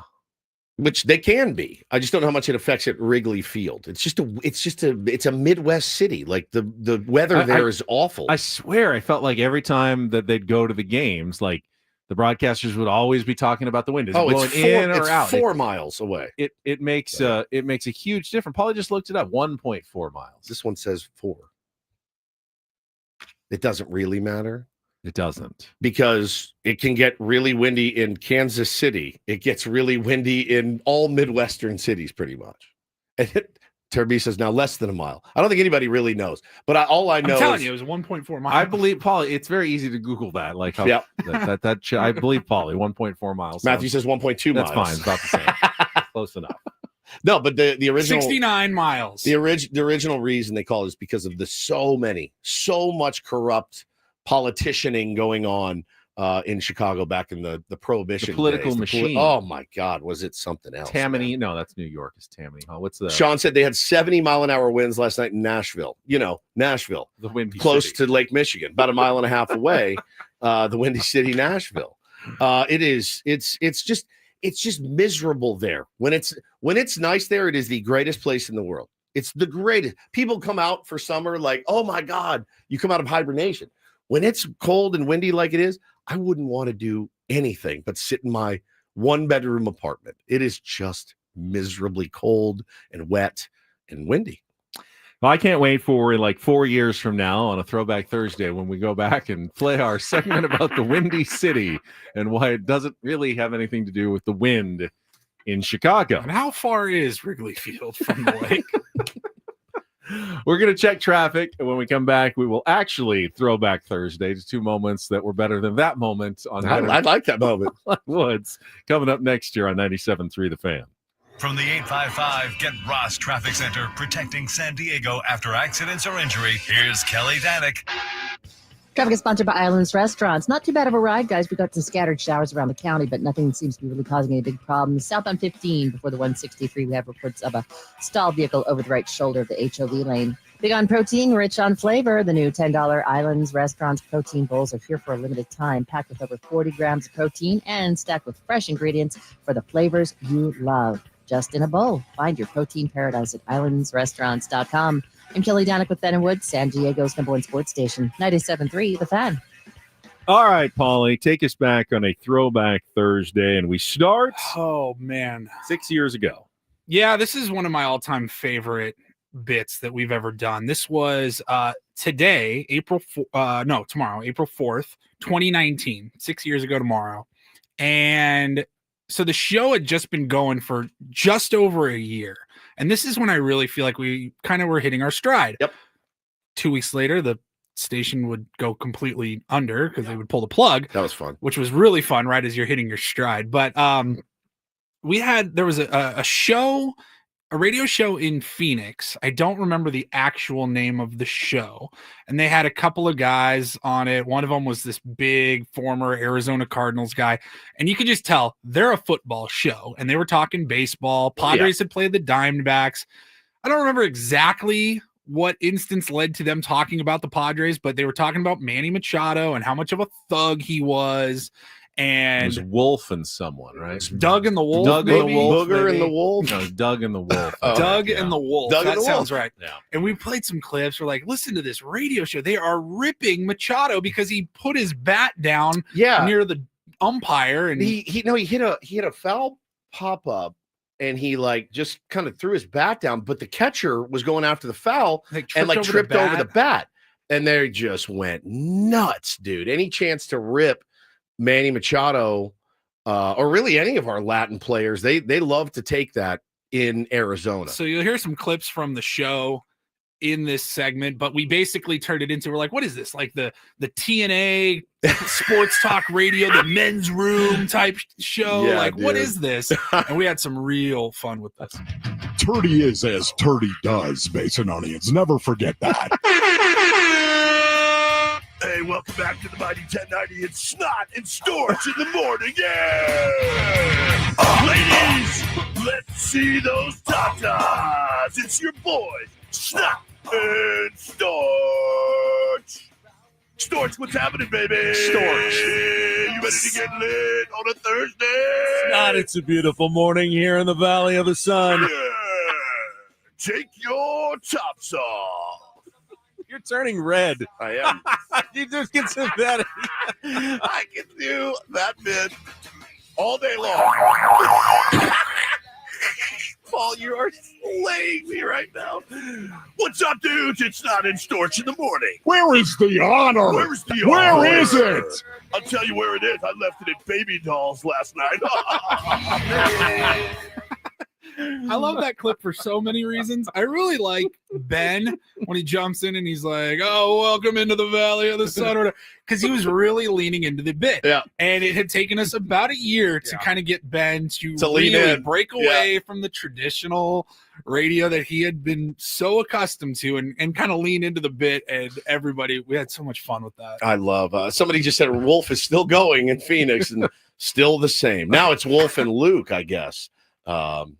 Doug got replaced. Was Doug or Wolf the one that's like, "Turdy is as Turdy does"? That voice. Can you imagine tuning in every day to hear Turdy is as Turdy does? Guy's a mouthful Turdy is as Turdy does. He's got a mouthful base and of onions. peanut butter every morning. Turdy is as Turdy does. Where is it? Oh my! Where is the honor? Blah, blah, blah, blah, blah. It's like Eddie Perez on steroids. Those were actual. I don't have the original clip. Those were actual quotes that we pulled from their segment From about that Manny segment. Machado. He's like, "Manny Machado is a turd. turd. He's a Where turd." is the honor?" The peanut butter mouth.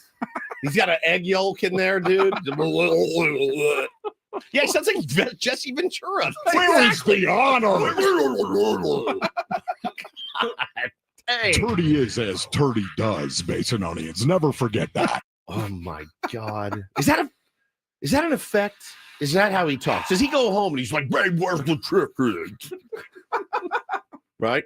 "Did you go to the grocery store? Kids, have you done your homework Did you do your trigonometry? Grande vanilla latte, please."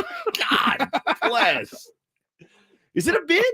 Is it an effect? Venti is as Venti does Starbucks. Oh, that's so wild, dude. Ryan says he called Cardinals games. It's wild for 3 hours. He speaks just like that the whole time. Bro, we're in Arizona like 4 times a year. I gotta tune in and I gotta find out where he is and I gotta listen to him, man. Jason, so it's the monster truck jam Pretty voice much. for a 4-hour morning show. Imagine you're driving into work, like you're like, "Oh, I got a long day ahead of me. Let me see what's going on with my D-backs." It's like, "Oh, good Turdy morning." is as Turdy does, base and onions. Never forget that. Oh my God, never forget that. What if anyone in another city has pulled a segment of Ben and Oh, Woods? I'm and sure. made I fun hope. of us? Howard Where Stern is did. the honor? This kills me. All I right, loved it. so that was a good one 6 years ago. I love that we put Disturbed on as their intro. I can totally see it. Left my honor at Baby Dolls. You were just riffing too. I was having fun. You did not script that out No. at all. That was Woods off the top of his head. Oh, I was having fun. And then 3 years ago, so I had to this was a spring training broadcast, and I had to remember this was the year that they had the lockout, the delayed start to spring training. I think we went out there for like week 1 and like the 3rd week of March because everything had gotten pushed back. So on March 31st, I believe this was 2022, Don and Mud were still doing spring training broadcasts out in Peoria, and old Woodsy got a little air check, a little mention from Don and Mud during the broadcast. I didn't want to blow out right in front of me, right? Yep. I do think they had just done a promo for Padres fantasy camp. You said you had, when watching the game, you fell asleep. Yeah, I was taking a nap. And you woke up to this. I didn't want to blow out right in front of me, right? Yep. So you shut him down. So it was a safe situation, and I put a different pitcher in there. In fact, was it Woodsy? Yes. And then he walked got the blown yard. up, yes. He walked like 9 guys in that inning. But part of the problem was that Hall of Famer Trevor Hoffman was all over him. Remember that? Yes, He was that's like, what it was. Yeah. I had a guy, he pitched the 7th and 8th. He threw really well, but he was always tweaking and messing with his elbow. I said, I don't want this guy to, go under the knife. So I said, okay, I'm gonna bring in Woodsy from that is strike 3. 97.3 The Fan. And he's a big tough guy, Woodsy. I'm gonna shut him down. Oh yeah, really? Yeah. Well, Can't walk get in the yard. Taking anybody out. Yeah.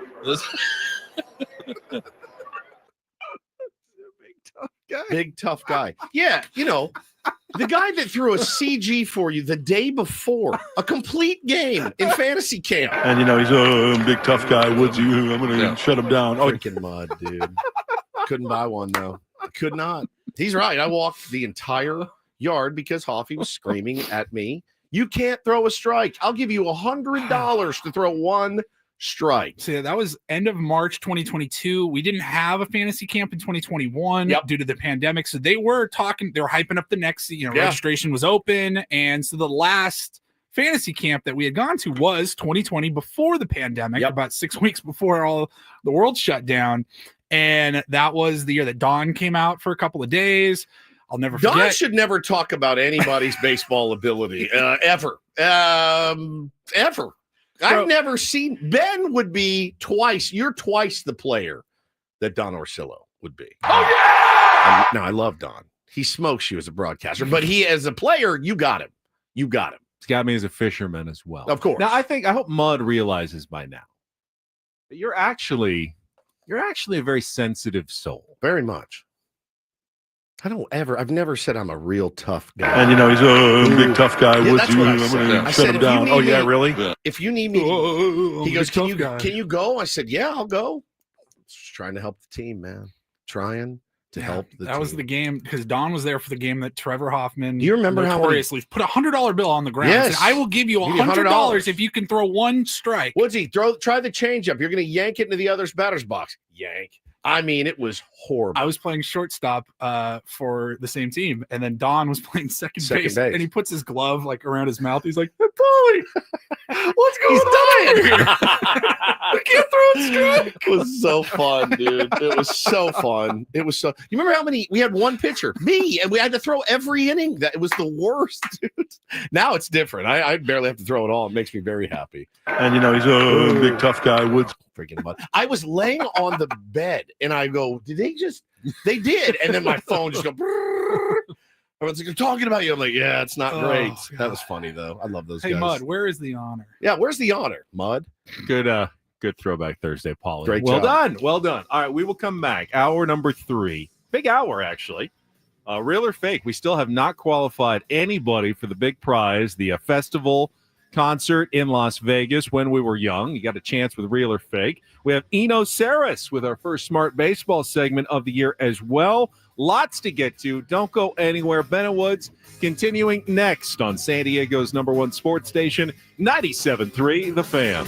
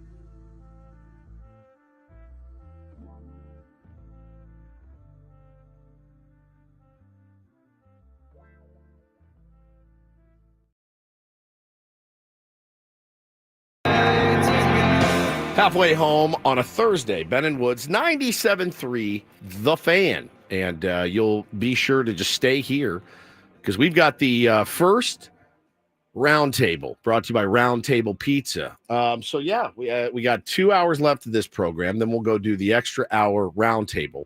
After that's going to be me, Ben, Paul, Braden, Scraby, Ello. Am I forgetting anyone? I think that's our six today. Yeah. Whew. A sextet. All right. Yeah. All right. So it is 6 o'clock in the morning. Yeah. We have a really nice sextet of people to talk about the San Diego Padres. I don't know what we're going to say. Make sure someone saves some plain cheese pizza for Woods. No, I'm not. I'm not having anything. What? No, I've got to go into my trainer. I have to have at least a slice Nope. of cheese pizza. Nada. It's so good. I brought a banana. It's pizza royalty. I brought a banana. Eat a slice. They're very. You can. Nope. They make the small slices. Nope. You can have one Not slice. going to live happen. a little. It's not going to happen. You have to live a little. I'm trying to live. That's why I'm not eating Round Table Pizza every Thursday. I have to get in better shape. I'm eating Round Table Pizza. Good for you. I'm not going to. The other thing is, if I go to the gym, my trainer Brent is like, "Hey man, can you rip off 20 burpees before we get started?" And I'll literally be vomiting pizza in my mouth. You rip off 20 burps. 20 burps. Sitting in there trying to do burpees before he beats the S out of me for 45 minutes. Like it's not the pre-workout fuel that I need. You know what I'm saying? Excuse me. As much as I love it, 19 more, Woods. Let's go. That's not. Paulie, give me 20. Give me 20 burpees. Excuse me. I don't want to listen to this anymore. It's too many. Excuse me. Too many. Too many. Anything worse on the planet? Anything worse on the planet than a burpee? Anything? Is there anything worse? Listening to 20 than a burps is burpee? pretty bad. Just to get warmed up. I would refuse. If my trainer said, just go, no, I'm paying. I don't think so. I'm paying you. And I say, no, we're not doing that. So come up with something else, what I'm paying you for, because I'm not doing that. You can't do that. Yes, you can. No, you can't. Absolutely, No, you can. You are cannot. paying them. If you're hurt, yeah. Because I've had some knee thing where I go, hey man, I don't know that hack squats are the best thing today. Now, do people agree with me? If you go to a trainer, no, that's but why you pay a don't want to trainer. do something, you just say, no, let's do something else. No, absolutely It's not. your workout. It's not their workout. It is their workout. It's their workout. But They're paid to give you a workout. Are they going to fire you if you don't do what they say? Why do you have a trainer that if you can do what you want anyway? I work out for an hour. I get some, I do get some help and some direction, but if I don't want to do something, just don't do it. You don't want a trainer. You want a spotter. You want somebody to clean up, lift, put the weights away, wipe down the machines for you. You want a butler. Is what you want. But Balsamic Vinny agrees with you. He says, I once told a doctor no because I didn't like the recommendation. They work for you. Well, I feel like that's told a doctor no. I feel like that's different, right? Would you think you would actually be more willing to tell a doctor, no, I'm not going to do that, I'd probably as opposed just to go a trainer? With it. No, I'd probably just go with it with both of them. If I had to tell anybody no, it'd be the trainer. I'm not arguing with a doctor. Yeah, I would say I'm less likely to argue with the doctor. We need you to take this cholesterol medication. Although no. then again, no. When I ended up having emergency gallbladder surgery several years back, I did go to the doctor. I'm like, hey, I've got this really weird pain. This is when it happens in the day, blah, blah. He goes, maybe you shouldn't eat spicy food. I go, wow, you're a genius. That's the greatest advice I've ever heard. Turns out I had a gangrene gallbladder. And I'm like, I think it's something a little bit more serious than whether or not I put some salsa on my food. I'm not saying that, if can we do a different exercise Hold on, that give me would an work example. the same muscles? Give me an example of something your trainer has told you to do and you said no. All right, so sometimes we've got this heavy medicine ball that it's bouncy and you like throw it down. Med ball slams. It's not that I hate them, but sometimes there's like dust and I don't like the feeling of the medicine ball. I just prefer not to do that. So can we just do a different exercise that works some of the same muscles? Because I don't like the dusty feeling of the medicine ball.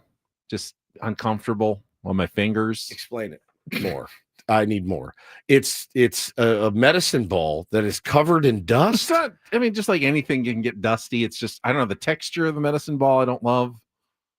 There's another medicine ball that I don't mind. It's got more of a, it's like a rubbery. It's more of a rubbery one, but Yeah. this one's more of a smooth one, and it just, I don't know, creeps me out when I hold on to it. It just creeps me out. I love a med ball slam. You do? I think they're so effective. Front, and we do the side. Yeah, it's great. The other I think they're side. great, and you can like Throw rage it hard enough to catch it. Yeah, and you throw it, Yeah. it bounces up, and you have to catch it, and you can go, rage on it a little bit. Little bit, I yeah. like that, but the burpees are, for me, it's the worst of the thing. And, Yeah, and that's just to warm up. I just So, feel like I'd hurt myself trying to do those, and I just don't want to. burpees. Yeah, They just suck. Can you do a burpee? I don't think so. I mean, you have to drop down, like Push up, I and yeah. then kick your feet up, jump up in the air. I hate Yeah. it. I hate it. I hate it. I hate it. I hate it. And I really, I wanted it to be uncomfortable, right? So it's uncomfortable when I have to do those. I don't totally believe in no pain, no gain. I know you have to work hard, but I don't think Some you pain, actually some need, gain. I don't think you actually That's need yours. to suffer physical pain. It's not in a physical workout. pain. It's not physical pain. It is. It's not. I'm not in pain. It just Yeah, you sucks. No, I'm not in pain. Pain is different. Pain is different completely. If I have a pain in my knee, I'm It's not going a to say sharp pain, but it's. no. It hurts. I mean, it's a really like taxing on your elbows and your knees to do something like that. We stay away from things that are going to tax my knees. Okay. In my workouts. Yeah. I. So anyway, that's why. I mean, you guys can eat. That's more for you guys. More pizza for you guys because I just can't.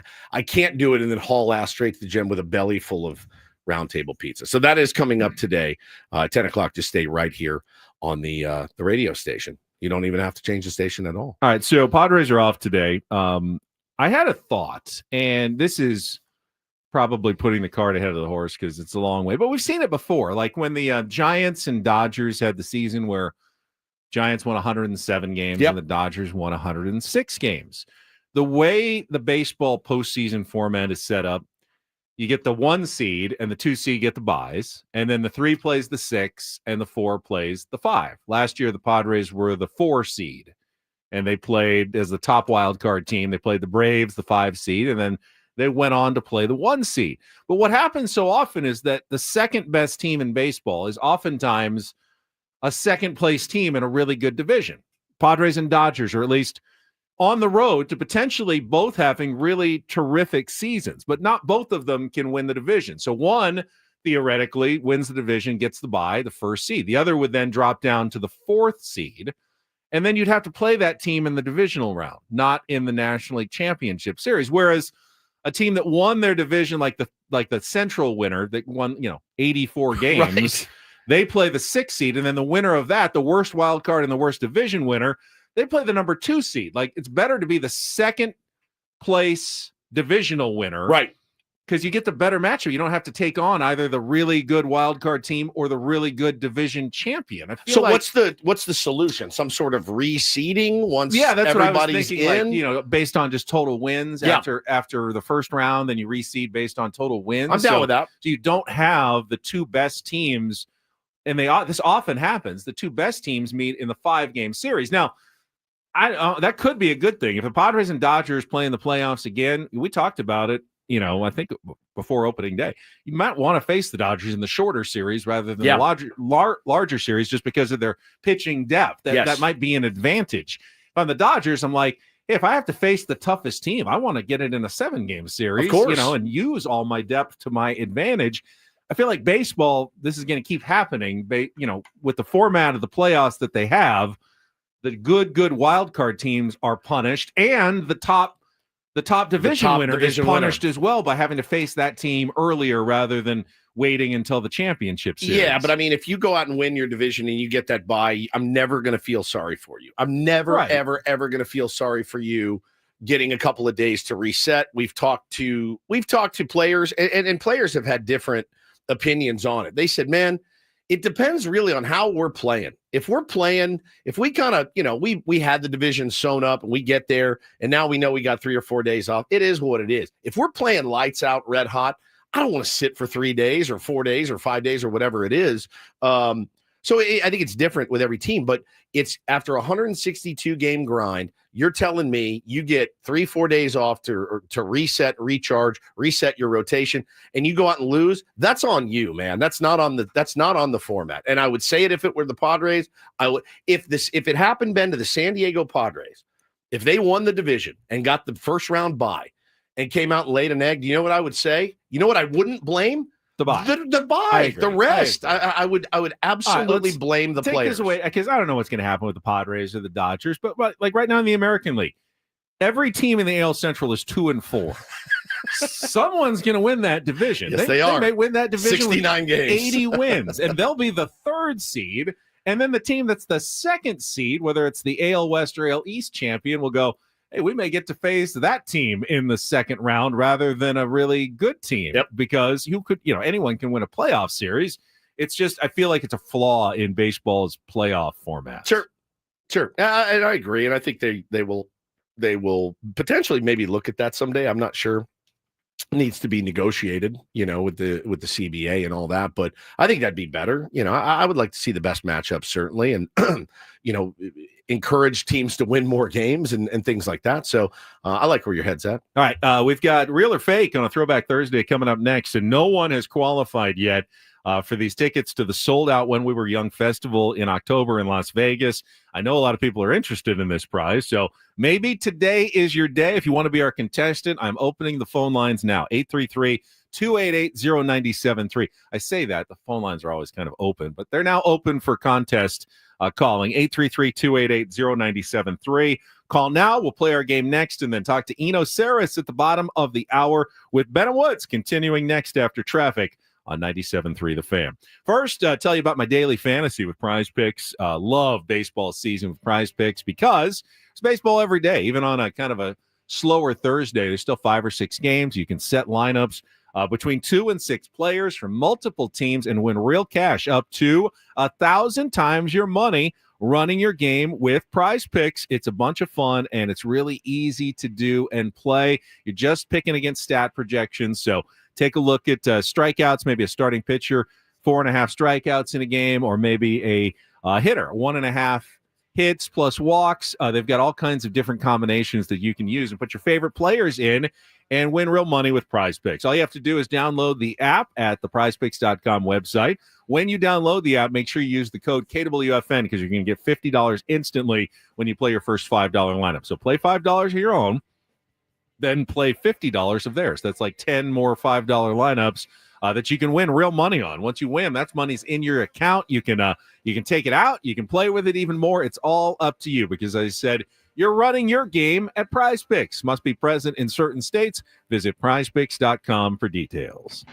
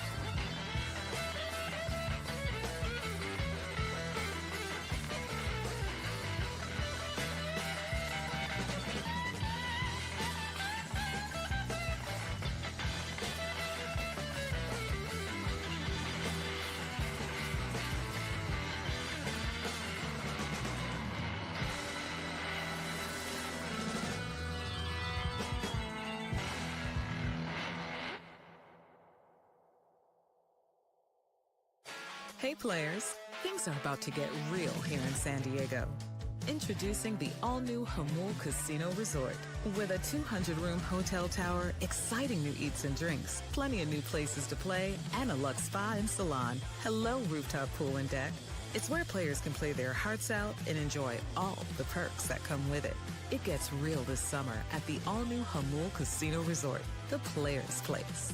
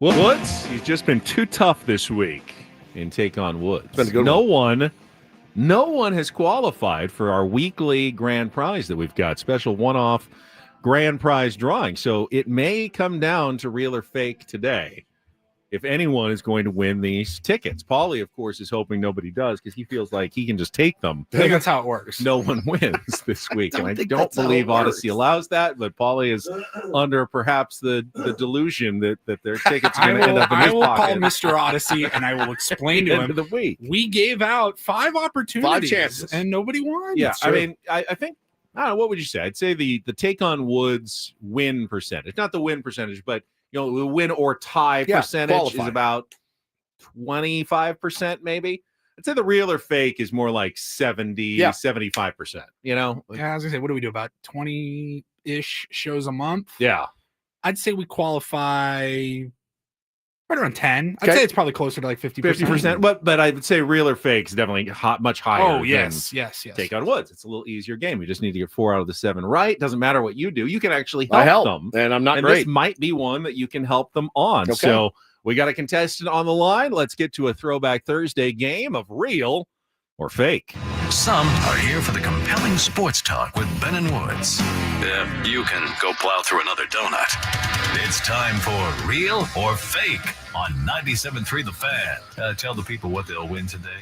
The people, in this case, Kyle, who is calling in, has a chance to qualify for the grand prize. 2 tickets to the sold-out When We Were Young Festival in Las Vegas on October 18th, featuring Blink-182, Panic at the Disco, The Offspring, and more. Tickets for day 2 are on sale now at whenwewereyoungfestival.com. Good morning, Kyle. How are you?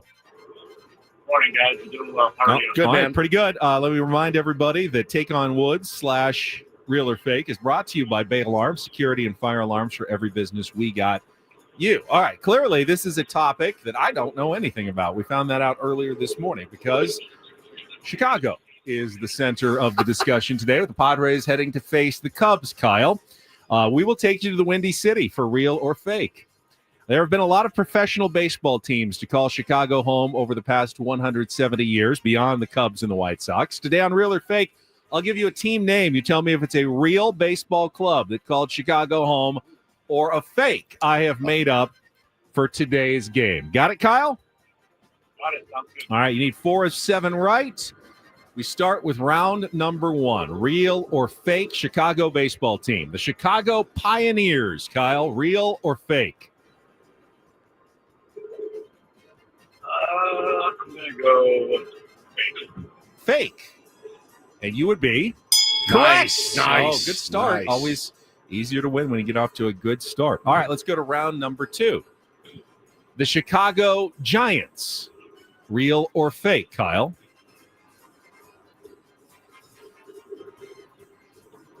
Fake. Fake, and that one is real. That was a Negro League team, the Chicago Giants. Pretty good one as well. So that is 1-1. We go to round number 3, Chicago baseball teams. The Chicago Whales, real or fake? The Chicago Whales. Fake. That was actually real. Yeah, they were part of the Federal League. That was like the 3rd major league along with the National and American League in the early 1900s. All right, we have now fallen behind. Let's get back on track with round number 4. The Lake Michigan Squalls, real or fake? The Lake Michigan Squalls. Oh, man. You can ask Real Woods as fake. well. He's Let's going to go. go I fake. can ask Woods? Yeah, I'll go with you. I'll go with you on that one. I They was going both to say fake. All too. right, There's no Paulie, way. the ruling. Yes. Fake. All right, very nice. 2 and All 2. right, 2 and 2. Got to get 2 of these last 3 correct. Let's go. How many phone-ins to Woods? You As get much as as many you want. I don't know any of Oh, these. man. I don't know anything. He's just guessing along. I'm with you. guessing with you. All right, let's go to round number 5. The Windy City Thunderbolts, real or fake?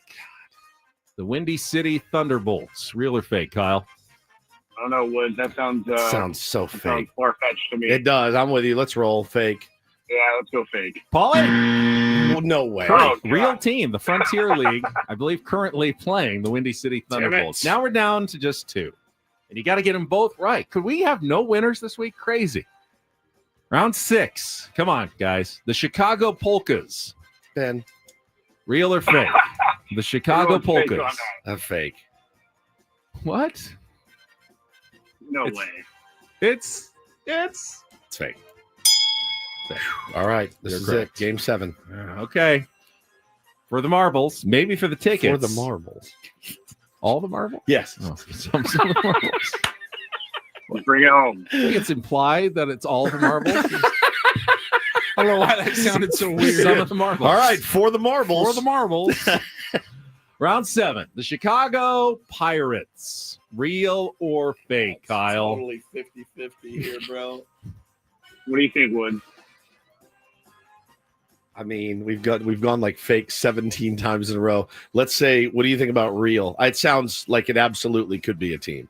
Chicago Pirates. I mean, I do agree with you. All right, let's go real. Yeah, let's go real. Feel good about it. All right, round 7. Here it is again. To determine if he qualifies for the grand prize. The Chicago Pirates are real! Yeah, let's go. What a the comeback. long-defunct Players League. Congratulations, Kyle. Sorry, Paul. Sorry, Paulie. You are out because Kyle is in. Now, Kyle, you don't necessarily win the tickets. If someone wins Take on Woods tomorrow, it would be a 50-50 drawing. But if they lose, they'll be yours. Yeah, they're 'cause you'll be yours. the only qualifier. Or So Kyle, if you want to take me, Yeah, you can do that as that's well. true. We can, Paulie can. That likes to play my chances. I'll take Paulie. All right, good. Done. Okay. All right, stay on the line. Paulie will get your information, including all the contact info you're going to need to take him to Las Vegas later this year. All right, congratulations, Kyle. Let's take a quick time out because I want to get to Eno Sarris in plenty of time. Our first Smart Baseball segment of the year is coming up. It's been a while since we've talked to Eno. Get his thoughts on the Padres' hot start at 7-0. The numbers behind the Padres' hot start, I don't think they're fake. I think they're real because they're just doing everything really well right now. Is it sustainable? What is Eno seeing? What did we miss maybe about this team? I mean, we thought they'd be decent, but not this good. I didn't think they would start 7-0. What have we missed? The Stuff Plus numbers on the bullpen have been outrageous. so far. I think they've been number one in baseball as well. So we can talk all about that with Eno Sarris. Get to that in our next segment with Bennett Woods on San Diego's number one sports station, 97.3 The Fan. Gambling problem? Call 1-800-GAMBLER. GEGE 000-466. For a full list of games and rules, play at 7 Mile Casino. Visit 7milecasino.com. All right, different kind of gambling than real or fake. That's just 50-50. In cards, though, there's a little skill involved as well, especially with Texas Hold'em. I know the high-limit players who go and enjoy 7 Mile Casino, they definitely feel like there's skill involved. You read the cards, you read the players at the table, you look at the strategy, you think about your odds, and you make your plays. It's why, I enjoy that game so much. Today is an off day. Great day to head down to 7 Mile Casino. Today, tonight, they're open 24 hours a day. Sit down, play some California-style blackjack or any of the other games that Ben just mentioned in a smoke-free environment with really good food and really nice people. Can't beat it. If you can't make it today, try this weekend because on Saturdays and Sundays, Sammy's offers the best in the South County brunch from 9 a.m. to 3 p.m. It's fantastic. Great menu items. It's available 9 to 3 o'clock. So check it out on the patio. If it's, I think the weather's supposed to be getting better. It's right there on San Diego Bay. So many reasons to visit 7 Mile Casino. First and foremost, it's so easy to get to. 7 Mile Casino, just 7 minutes from downtown.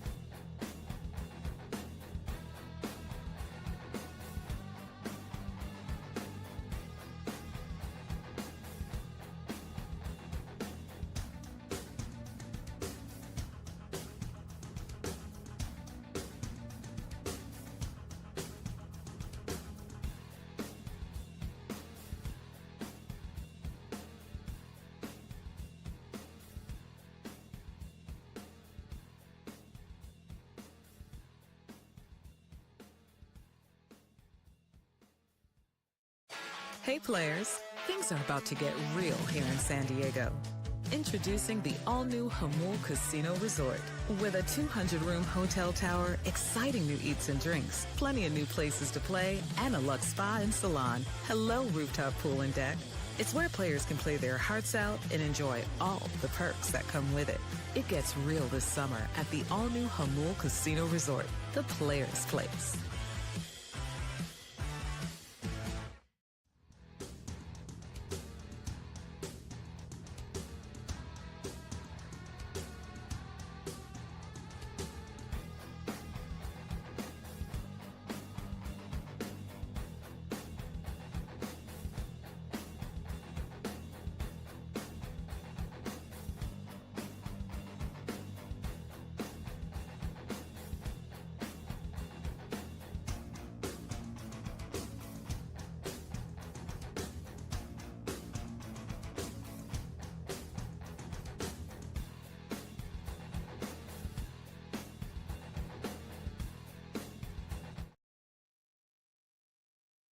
This hour of Ben Woods brought to you by Dave and Buster's. Join the College Madness this Monday, April 7th. Watch the championship game at Dave and Buster's in Mission Valley. We had so much fun out there a couple of weeks ago. Catch all the excitement on their giant screens. Enjoy fantastic food and drinks and play your favorite games in the ultimate sports atmosphere. Don't miss the big game only at Dave and Buster's. I'm very excited for this. We have our new lineup here in 2025 of baseball guests. We have the Athletics' Dennis Lynn on Mondays, and now we have the Athletics' Eno Sarris back for some more smart baseball on Thursday. Paulie, if you would. It's time for the super polished, yet to be named Smart Baseball Weekly segment with Eno Sarris, son of a bitch. Brought to you by 7 Mile Casino, just 7 minutes from the ballpark by the bay in Chula Vista. Here's Eno Sarris with Ben and Woods on 97.3 The Fan. Yeah, sometimes you make new opens for a new season, but there's no chance that we were getting rid of that one. No, It's like perfect. It's the perfect open. Eno, happy baseball season. It is great to have you back. How have you been? Great. The yet to be named part just gets funnier with every year. The longer we go, Still, no name. Perfect. Yeah, we call it smart baseball because you're a very smart guy and you always have smart things to say. And we talked to Jess Yagler on Tuesday, and he said, "Well, usually around this time of year, I'm talking you guys off of some sort of ledge, but there's no, and you do it the same for us a lot, but there's no ledge to talk Padres fans off of right now as of yet." Yeah, should I flip and talk about how bad the underlying numbers are? I can't. Right. There's very little. There's very little. So yeah, that was kind of my first question. It was like, so how real does this start seem for the Padres? I was, when you're looking this early in the season, you're trying to look at process numbers a little bit more than results because they won't necessarily have this ERA or this batting average all year. But under the hood, looks pretty good. They are second in stuff plus across the league. So the Phillies are first and they're second, which means that they're throwing nasty pitches.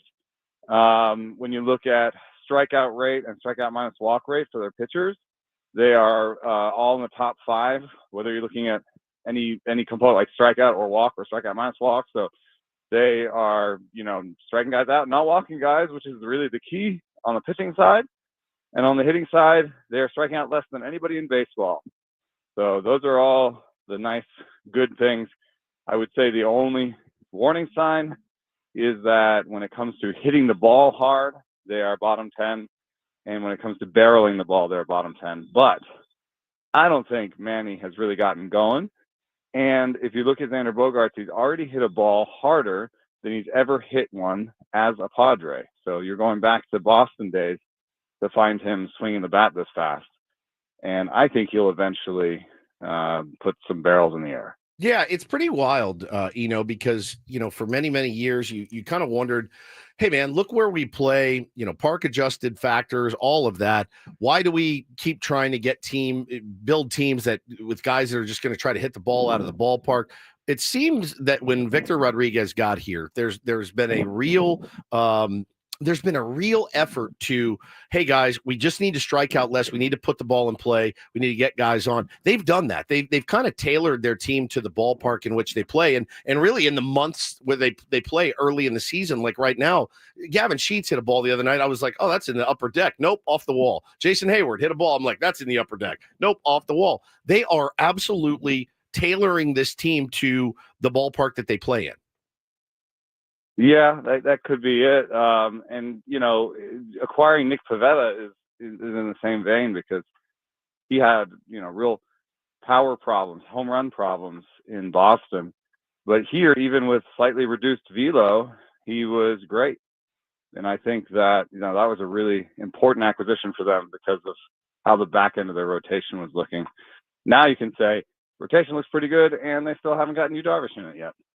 Talking to Eno Sarris from The Athletic, and the Padres actually bullpen ended their 24-plus inning scoreless streak yesterday when your guy Adrian Morejon gave one up. But he and the rest of the bullpen, has really been fantastic. You mentioned the stuff plus numbers. I think they're actually even better for the bullpen than the starting rotation. And, King and Cease were really nasty, and Pivetta was as well. And in his opening starts, Randy Vasquez was really good in his start. But the bullpen in particular, who do you see as kind of breaking through this year and having a really good season in that Padres pen?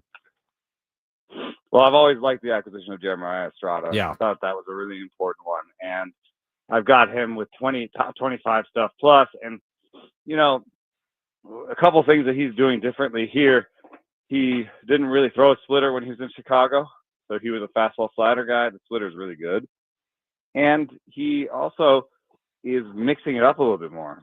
There were times in Chicago where he would just throw 10 straight fastballs. And, now he's a little bit more craftier about his pitch mix. So I think he's going to be really important for them. They had to let some guys go, had to let Tanner Scott go, but it's still a great bullpen. Yeah, very, very fun to watch. You feel pretty confident when they come in. Talking to Eno Sarris here on Ben and Woods this morning. And, let's talk for a second about torpedo bats. Now, I play adult league on Sundays. I've ordered one. Hopefully it's here by my doubleheader on Sunday. Oh, you'll hit all the homers. I can't wait. I just would like to catch one on the barrel at some point. But no, it's the story of the first week of the season, to be sure. It was funny. Saw a little of the Dodgers game last night. Max Muncy started with one, then went back to Old Faithful, hit the 2-run double with the old bat. It's certainly not, it's not a miracle bat by any stretch of the imagination. What have you been able to kind of glean from your research on it? I had a bat expert on Rates and Barrels, my daily podcast, and he Keenan Long, and he works on bat fitting and bat measuring for players. And he said there's always a give and take with any design. And basically what's happening is, okay, imagine you're swinging a sledgehammer, right? If you're swinging a sledgehammer, all the weight's on the end. And it's hard to get that thing up to high speed, right? But if you connect, then that ball's going pretty far. Now, take the sledgehammer and put the hammer part behind your hand and swing it backwards, basically. Now you're swinging it really fast, but when it connects, it doesn't have as much mass behind it. So that's the basics of, we had the hockey puck on the bottom of the bat for a while, right? Yeah. And that actually helped people swing the bat a little bit faster because it redistributed the weight. Now, this one is kind of similar in that it's redistributing the weight to where you hit the ball the most, but there can be a trade-off. If you are somebody like Juan Soto, who swings the bat really fast anyway, and sometimes makes contact, towards the tip of the bat, away from the sweet spot. If you make contact there sometimes, and you're powerful enough to hit it out when you do that, Yordan Alvarez is like that. If you're Aaron Judge said, "Why would I do this? I don't need it." Those guys shouldn't swing the torpedo bat because they're going to make contact away from the sweet spot toward the tip, and it'll be all right. But other guys that need to pull the ball to hit the ball out, I think a guy like Anthony Volpe is actually pretty much perfect because the book on Anthony Volpe has been bust him inside, with the cutters and fastballs inside, and then he can't get the barrel on the ball, and he needs to get the barrel on the ball to hit it out because he only has sort of average-ish power. Now you give him this, the sweet spot moves a little bit towards the handle. You try to bust him inside, he gets it around. Now the barrel's on the ball, and he's hit 2 homers out that were less than 100 miles an hour. And usually homers live, I mean, if you listen to it on the broadcast all the time, it's like, 110, 150, you know what I mean? It's like, he hit a 99 mile an hour homer. That's fairly rare.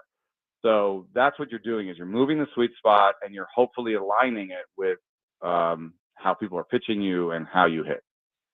How does I don't know if you know the answer to this one, but the math on a fast start or a slow start, like how much damage have the Braves done to their what expected to be pretty good playoff chances with an 0-7 start, and how much have the Padres helped themselves over the course of the season? I mean, again, it's just 5% of the season or whatever they've played so far, but having a 7-game winning streak in there, how much benefit does that boost their playoff chances already?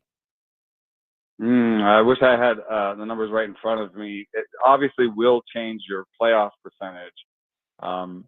But you have to remember that, just put this week in the middle of the season, and I don't think too many people would blink. I mean, when do you start reporting a winning streak in the middle of the season? I don't think it's a 6 or 7, maybe. Yeah, right around now. Maybe just now. Yeah.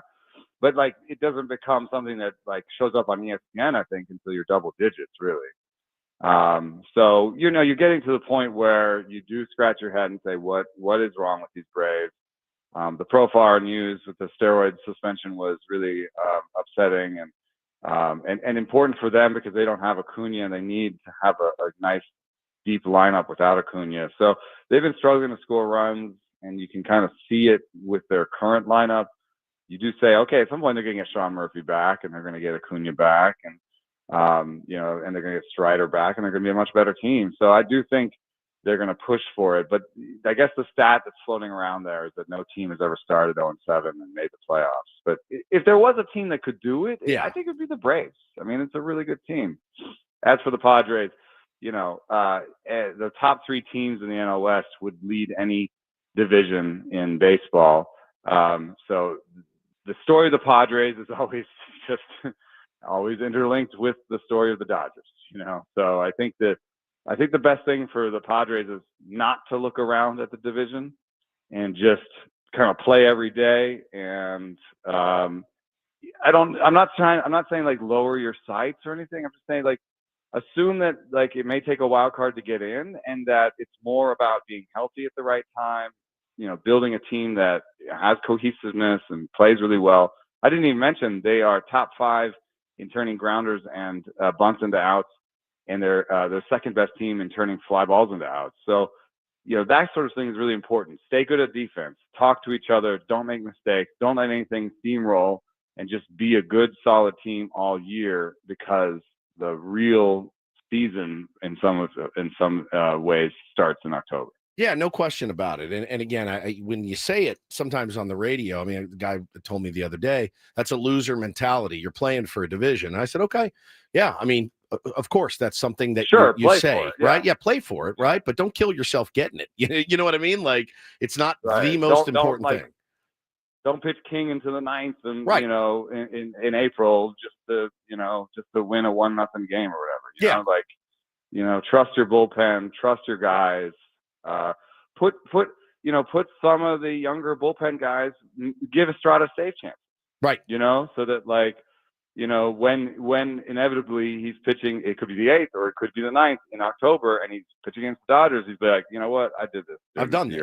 I'm fine. Yeah, 100%. Listen, it's wild because the Dodgers shouldn't really be surprised about an 8-0 start. And I think the San Diego Padres actually should be a little bit surprised about a 7-0 start. I'm surprised. I'll tell you right now, I am absolutely surprised. Was going to be happy with a split against the Braves. Wanted 2 or 3 from the Guardians. That's a fine homestand, as far as my expectations went.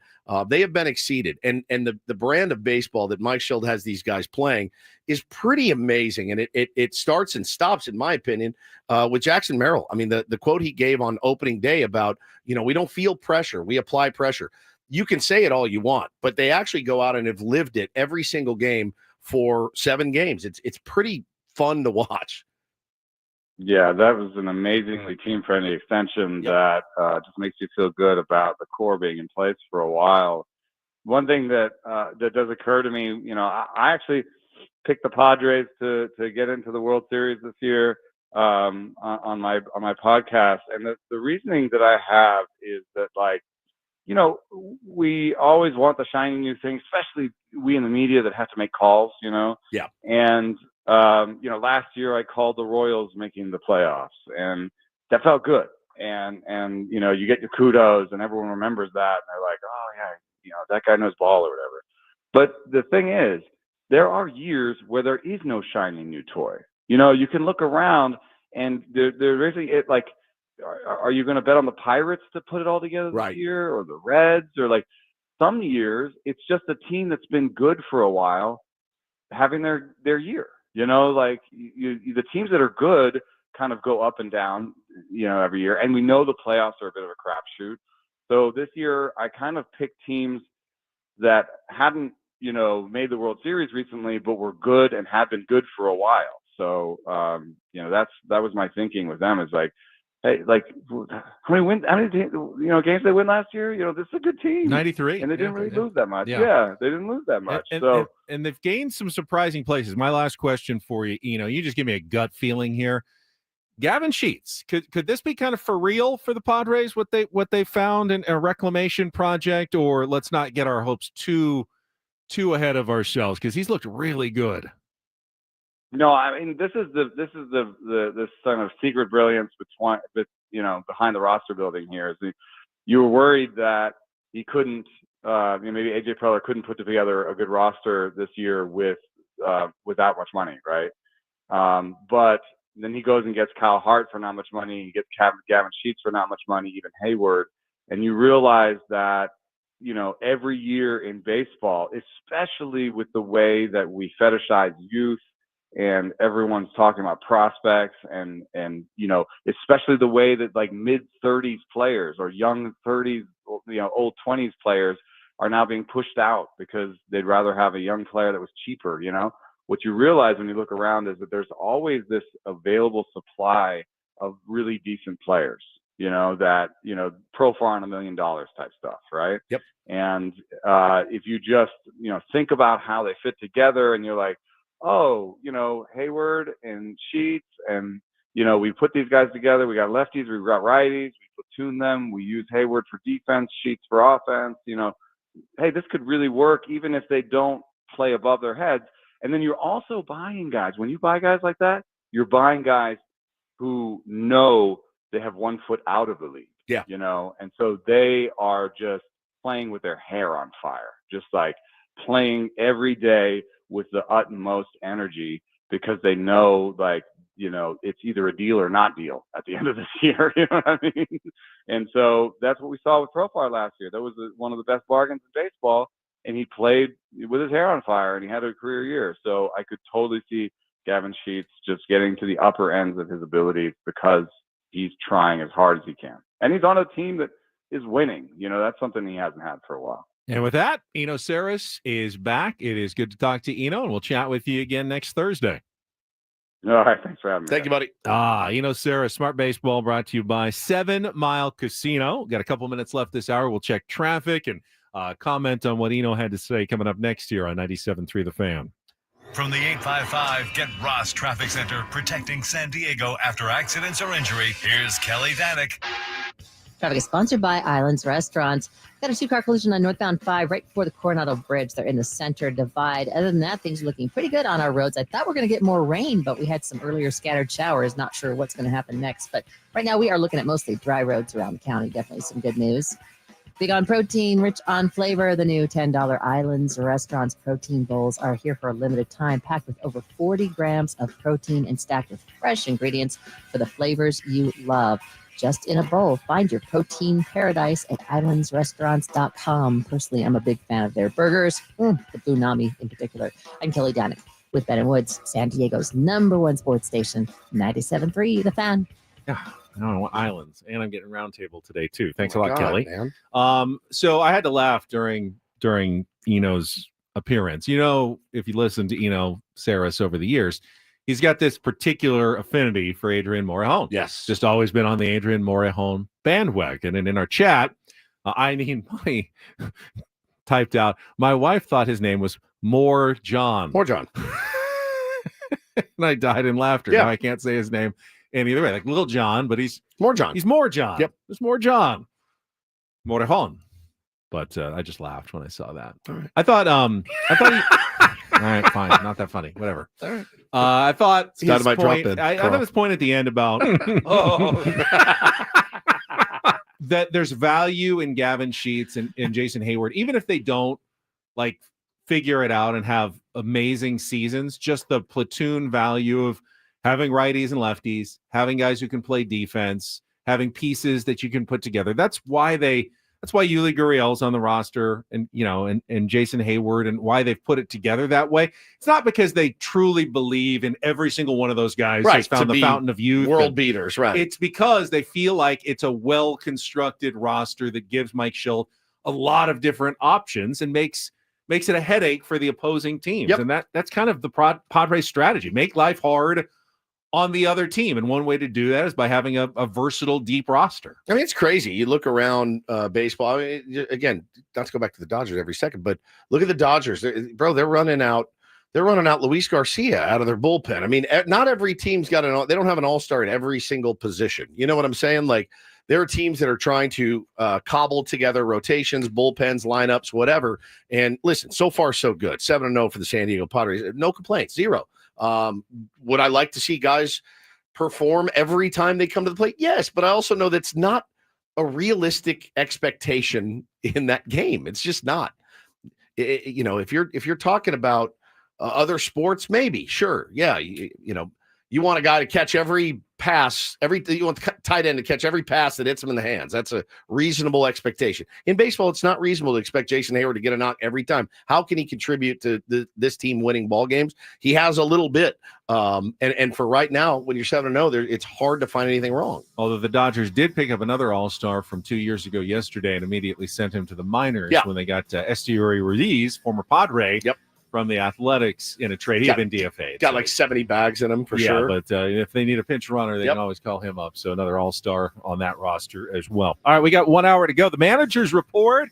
We will check in with Mike Shildt from Chicago coming up next year on 97.3 The Fan.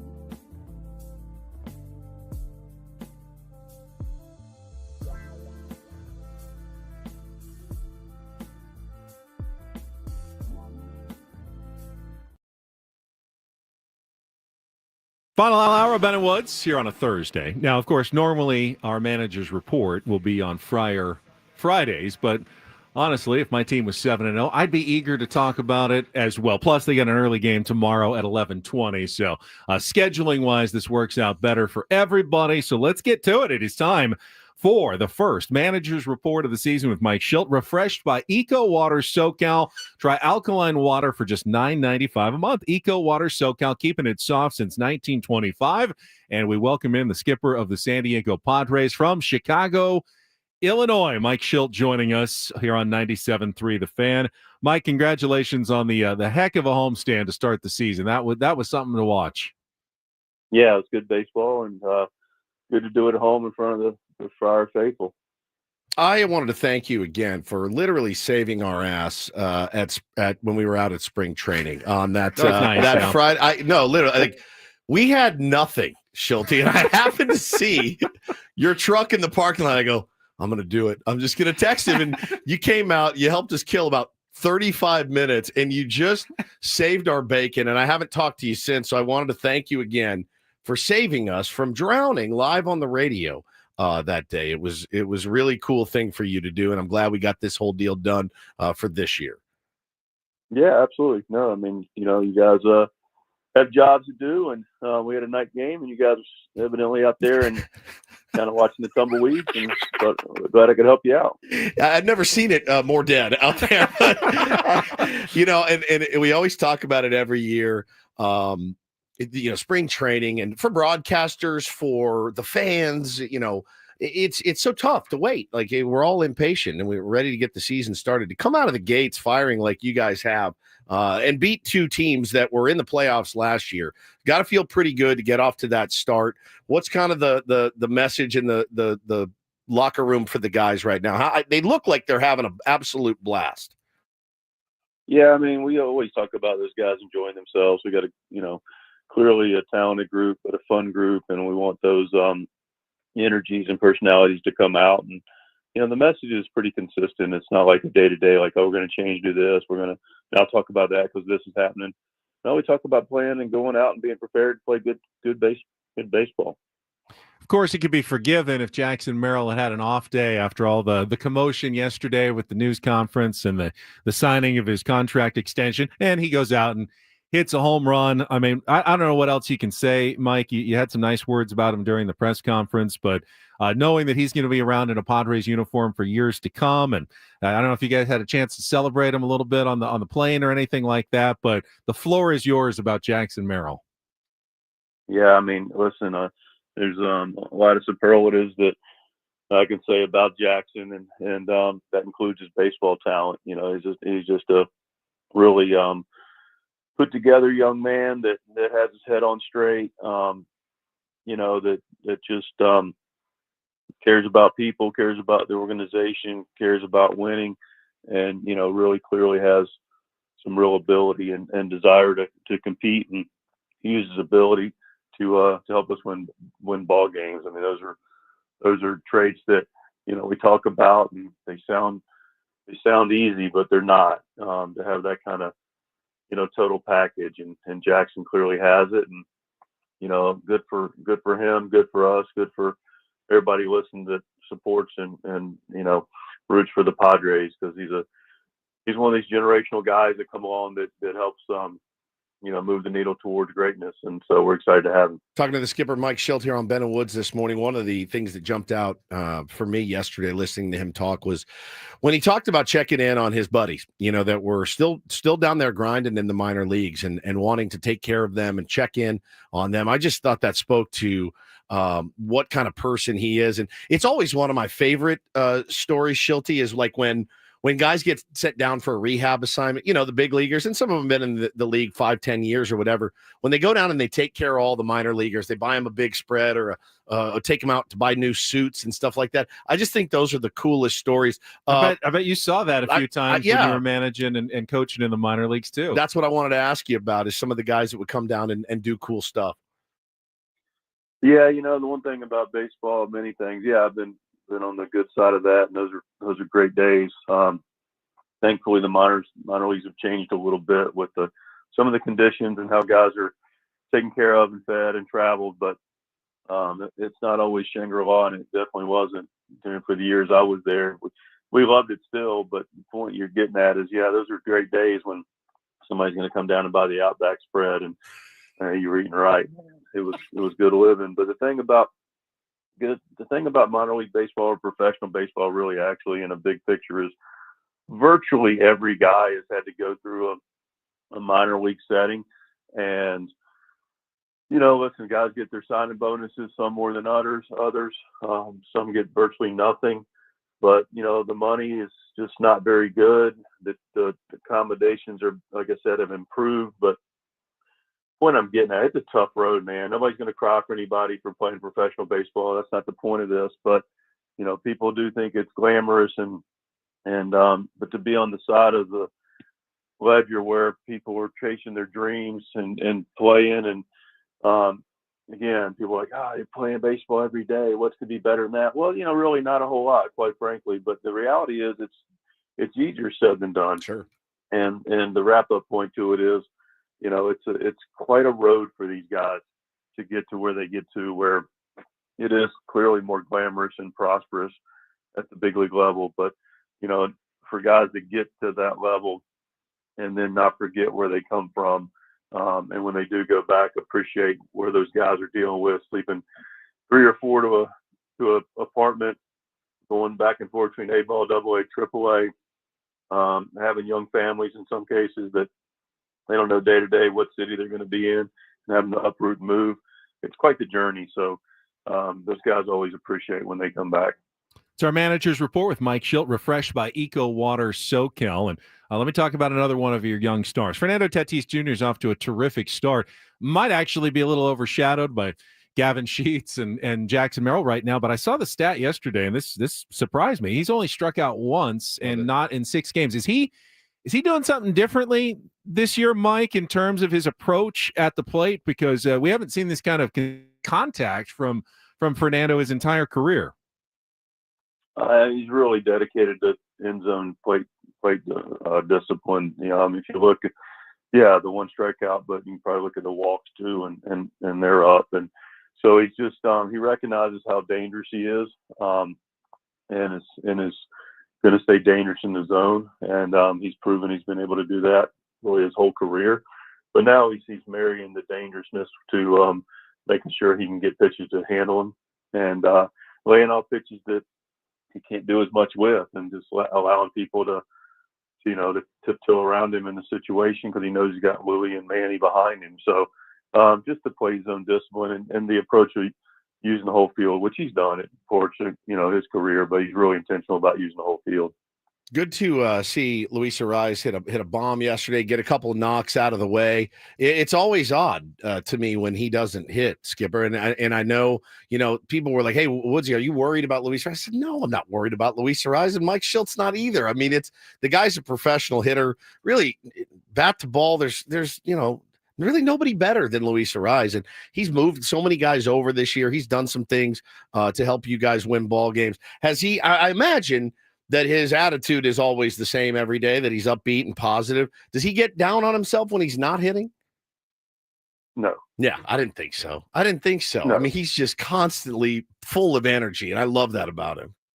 Well, here's the thing that, listen, I don't know how to really share this, but, people think there's something wrong with Luis because he's not getting hit. Right.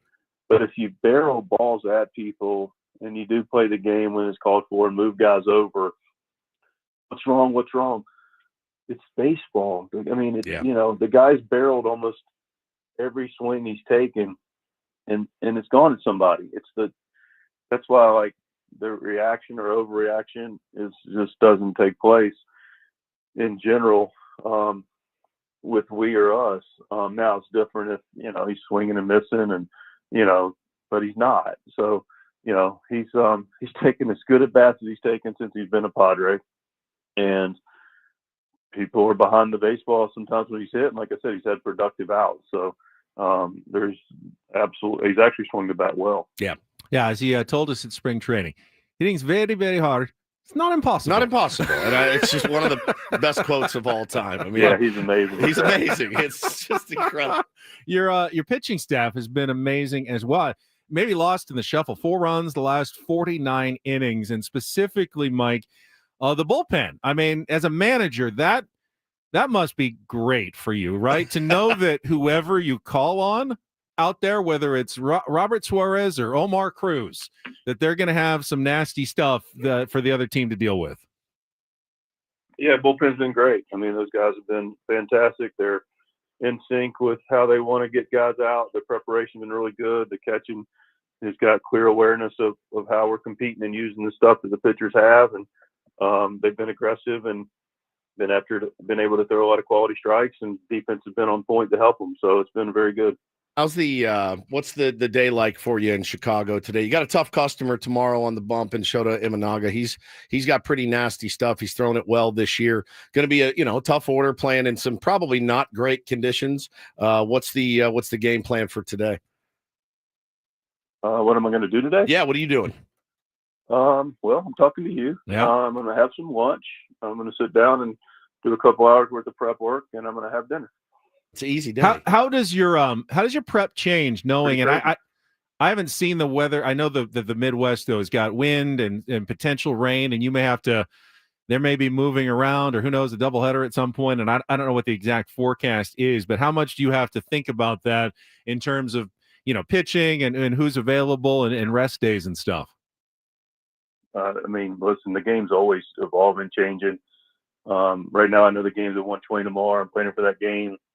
If things happen, just like during every series, things change. You just adjust and adapt. So, we talk about being elite adjusters, but right now we got a 120 game tomorrow, and that's all I know. Well, Be ready for it. We will have it for you here on 97.3 The Fan. Mike, it was great chatting with you. We'll catch up with you again in a couple of weeks, and hopefully the Padres keep on winning because we're loving this. Yes, sir. Appreciate you guys. Thank you. Thank you. Mike Shildt, the manager. A manager's report refreshed by Eco Water SoCal. Try alkaline water for just $9.95 a month. Eco Water SoCal, keeping it soft since 1925. I think we now know where to take him to dinner. Outback. Next time we're at spring training. 100%.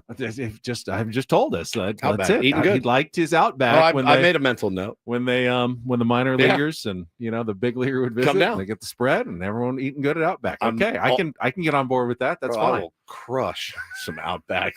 Make your head spin. I mean, we got one right there on Bell Road. Right there on Bell Road. You look it up. Oh, it's done. Probably 4 of them on Bell Road. Yeah, actually, that's if you go true. far enough. Make reservations now. Get reservations now. Late March or late February. Yes. I mean, literally, it's probably why we didn't go to dinner with him. We didn't know where to take him. After the PF Chang's experience, I couldn't. I was too nervous to find out where he wanted to go, and I did not want to eat Chipotle. So now we do. And now we will. All right, we can react to what you just heard from the manager, Mike Shildt. When we come back, she'll have a Rindle report as well. Don't go away. More Bennett Woods coming up on San Diego's #1 sports station, 97.3 The Fan. Real quick, wanted to tell you guys about Eco Water. We have the Eco Water system in our home, and could not be happier. They're coming out Tuesday, and they're going to do, the once over. Got it December of 23. They're going to come out. They asked me on the phone, any issues? No, none whatsoever. And they're going to come out, just take a look at it, make sure everything is still flowing as it should. But it has been great, man. The water that you may be drinking in your home right now is probably not good for you, wrecking your plumbing appliances and your water heater. If you ignore it and you have to do a whole home repipe, could cost you up to about $24,000. No, we've got Eco Water SoCal in our house. They're keeping water soft since 1925. And of course, it's about the way the water tastes. It's about the way the water feels on your skin, in your hair, all of that. Everybody in my family loves it. We are obsessed with our Eco Water system. You can be too. All you have to do is call them today, 760-350-3338, or go to ecowatersocal.com. Try the Soft Life and alkaline water. Now, only $9.95 a month. Make sure to tell them that Woodsy from 97.3 The Fan said you please. When you call 760-350-3338, again, ecowatersocal.com. Not everything in life should be hard, especially your water, keeping it soft since 1925.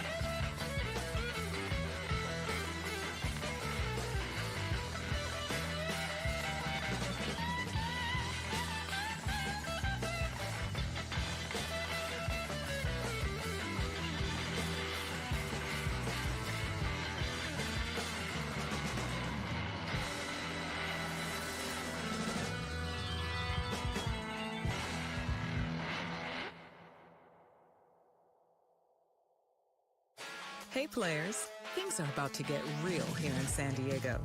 Introducing the all-new Hamul Casino Resort. With a 200-room hotel tower, exciting new eats and drinks, plenty of new places to play, and a luxe spa and salon. Hello, rooftop pool and deck. It's where players can play their hearts out and enjoy all the perks that come with it. It gets real this summer at the all-new Hamul Casino Resort, the players' place.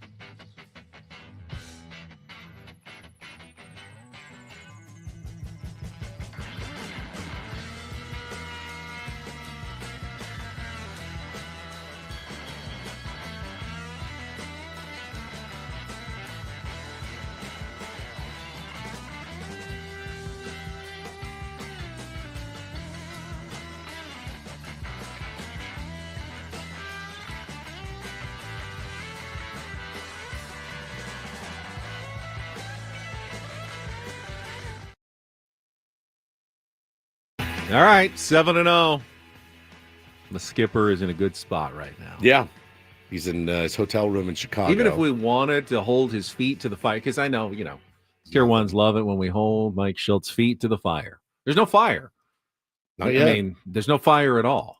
Literally no fire. They are undefeated. Yeah. After an entire week of the season. They haven't batted in the 9th inning yet. Stupid. Pretty good. Yeah. Pretty good. Really good. Pretty good. I do feel like, should go enjoy himself a little bit more today. I thought so too. Talking to us and just getting right into game planning seems like no. He said he's gonna have breakfast. Well, he's gonna have breakfast, and then he's gonna game plan for a couple hours. Then we'll have dinner. There you go. He's not gonna go see the big silver bean that you suggested, or anything like that. Maybe get a bloody beer. Yeah, get a bloody beer. Ah, look at that. That's a hell of a bean, man. How'd they do that? I love it. Hey, you like a bloody beer, Jerry? I do think he'd appreciate the big bean. Like, lays me out. Pretty impressive. I want to be like his. I want to like roll with him. Be like, come on, we're gonna get out of the hotel room today, and we're not eating at Chipotle. I want to like concierge him up. Concierge him up. Yes, exactly. Do that. Like take him around. Yeah. Let me get a picture. I want to picture him in front of the bean now so bad I'd pay for it. Absolutely pay for it. What does Mike Shildt have for breakfast? Cereal, straight up. Yeah. Should I answer this phone call? Sure. It says the caller ID on our line says probably fraud. Oh, hell yeah. This sounds right up our alley. Hello. Hey, it's 97.3 The Fan. How are you? Hello. That was fraud. Apparently. That was fraud. Fraud. They got an us. actual caller there. All right. Curtis says Shildt seems like a Denny's guy. I can see that. I'm a Denny's guy. Yeah, I can see that. AJ Preller's a Denny's guy. Maybe they bonded at Denny's. The Padres have that new Denny's promotion with a double. Every time they get a double, get you double pancakes at Denny's the next day. With the purchase of a drink or something. If the Padres are listening, just send me on one road trip with Shildt.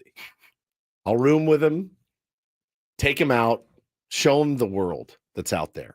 Off day in Chicago. Off day in Chicago. I would have watched on the flight. I would have watched Ferris Bueller's Day Off and said, Shildt, we're recreating this tomorrow on the off day. Yeah, except for the Cubs game. Right. But yeah, we're going to go do all the fun things. Shildt. Go to the museum. We'll drive this Ferrari around. Classic car. Yeah. Shilty's Day Off.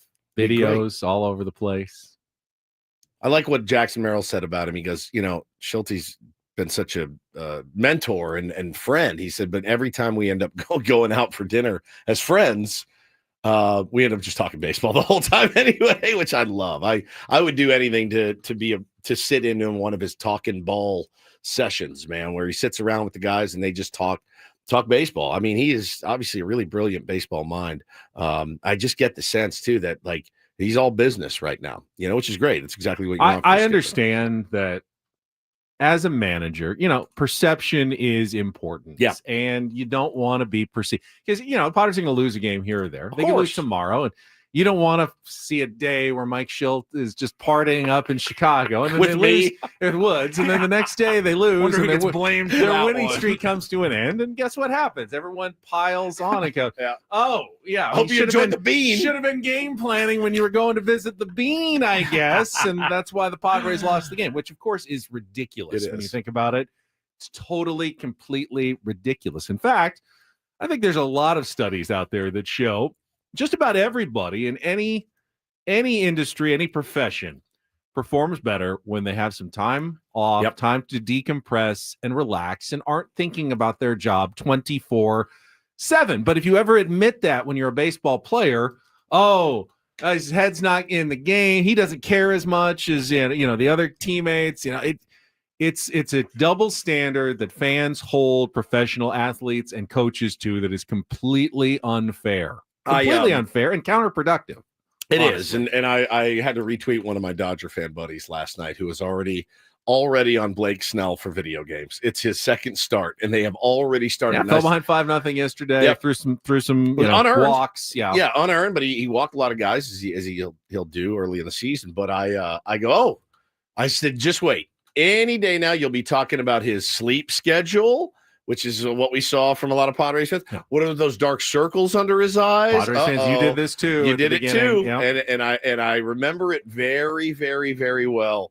And I said, oh boy, game 2. They're already talking about, hey man, less streaming, more pitching. And I said, oh man, nature is healing. Time is truly a flat circle, no matter what uniform. Imagine if they'd actually lost that game. I know. What the Dodger fans would have said. No But doubt. Of course, they're 8-0. They got the Shohei Ohtani walk-off home run. I want to talk about the Giants for a second. Yeah. They are, again, I said yesterday, probably the most overlooked team in baseball, but they completed a sweep of the Astros on the road. They're coming home with a 5-1 record. And if it weren't for the Padres and the Dodgers, everyone would be going, wow, look at this Giants team off to a really hot start. So they get to do this and kind of fly under the radar, playing really good baseball here in Bob Melvin's second season so far in San Francisco. And the D-backs are playing well also. Zach Gallen, 13 strikeouts against the Yankees yesterday as they win that series. Yeah, those torpedo bats did not help against Zach Gallen. They did not. You have to make contact. You got to make torpedo contact bat to actually help you. So the NL West continues. Rockies are. You thought things were bad for the Rockies going in, and now they're looking up and going, all right, we're going to be out of this thing by the end of April. Yep. We're totally going to be out of this by April with 4 teams that we have no hope of catching all season long. Elsewhere in baseball, Garrett Crochet, really good start for the Red Sox. 8 innings, 8 strikeouts as they shut out the Orioles 3-0. Phillies are off to a good start. Eno mentioned that. Zach Wheeler, 10 strikeouts. They improved to 4-1. Now they beat the Rockies, so you can hold that. We can't, so yeah. That's true. And we have a problem with that. Jack Leiter, 5 innings, 1 hit. Rangers 1, Reds 0 yesterday. Pete Alonso had a 3-run homer, had a grand slam the other day. Mets beat the Marlins 6-5.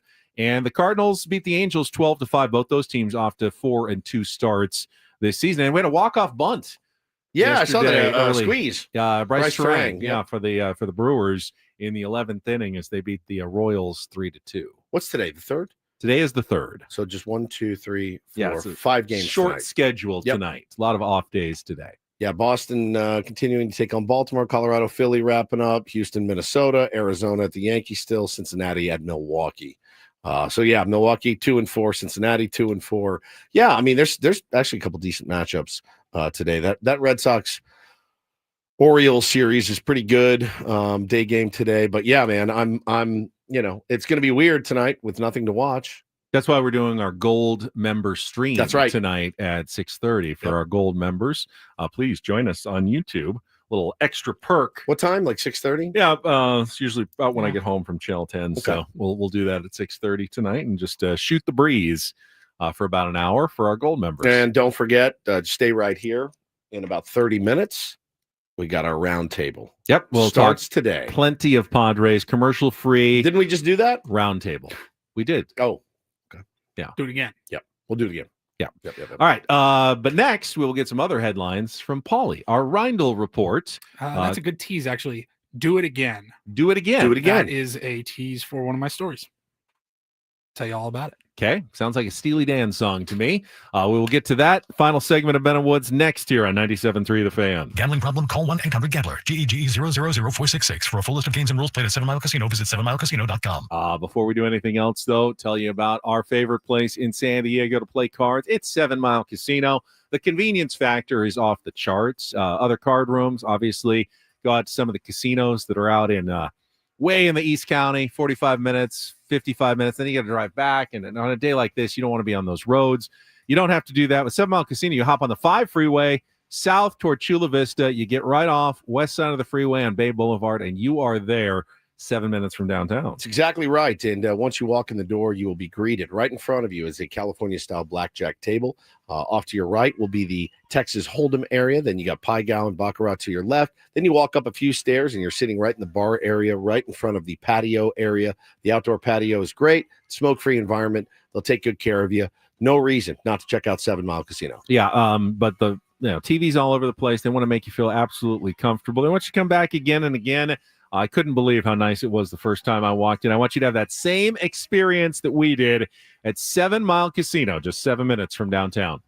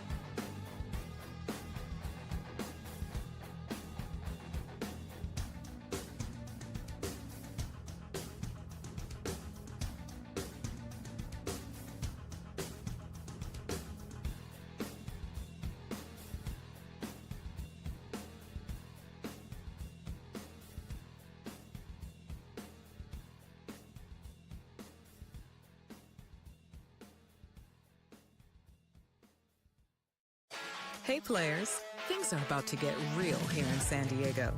Introducing the all-new Hamul Casino Resort. With a 200-room hotel tower, exciting new eats and drinks, plenty of new places to play, and a luxe spa and salon. Hello, rooftop pool and deck. It's where players can play their hearts out and enjoy all the perks that come with it. It gets real this summer at the all-new Hamul Casino Resort, the players' place.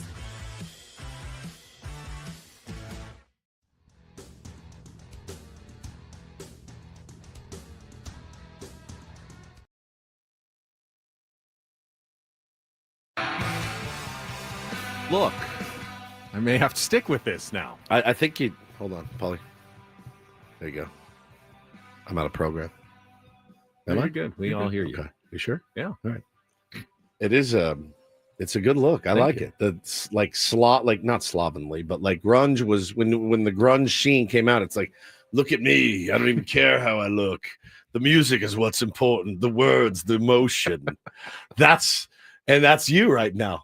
I've never seen you like this. If you have a shirt with buttons, they're always buttoned up. Always. You're the definition I don't think of this looks slovenly. You're I don't ever want to look slovenly. Is it about the music now? It's now about the music. It's about the words and the emotion. The emotions of it.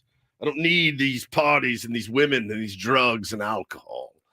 I want the music and the emotions. You tried Ben Decipher's grunge. It was a failure. Now it's Ben Ware's Ben grunge. Ware's grunge. It's just it's a little bit of a late arriving look for you. Right. Right. Well, I mean, everything that was is in again. And we're really 30 years out from when this was the look. Yeah. So is it time to bring it back? Time to bring it back.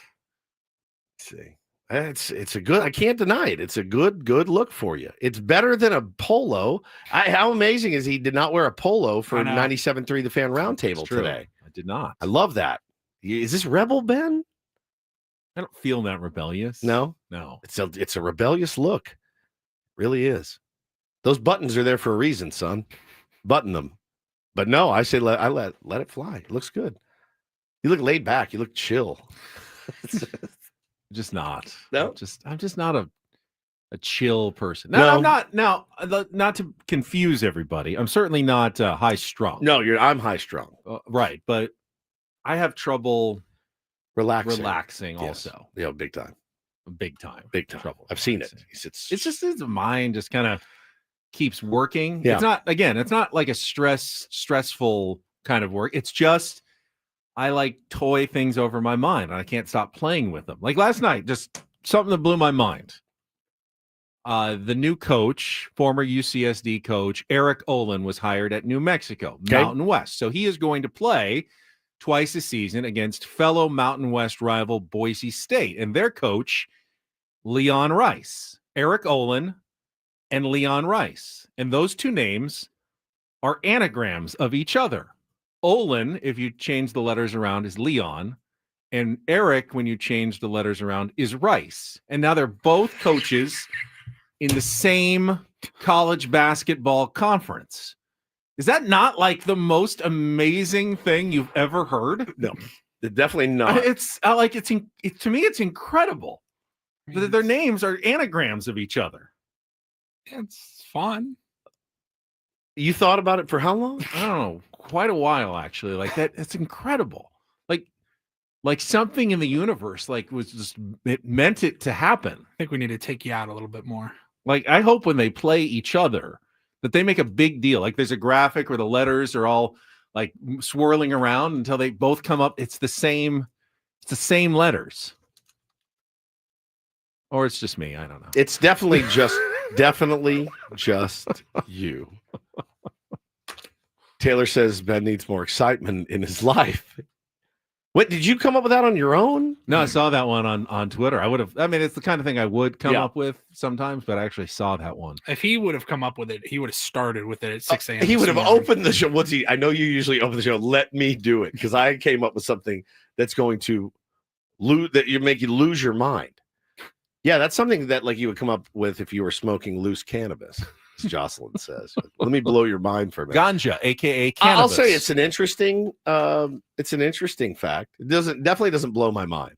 My wife's name is Hannah, and that's a palindrome. The palindrome, love palindromes. And it blows my kids' mind, but they're 7 and 4. So that makes a little bit more sense. 49 years old. A man, a plan, a canal, Panama. Yeah. Yeah. Yeah, there you go. There's a PGA Tour golfer named Robert Streb. But if you drop the Robert, just call him Bert, which is a legitimate nickname for Bert Robert. Streb. Bert Streb.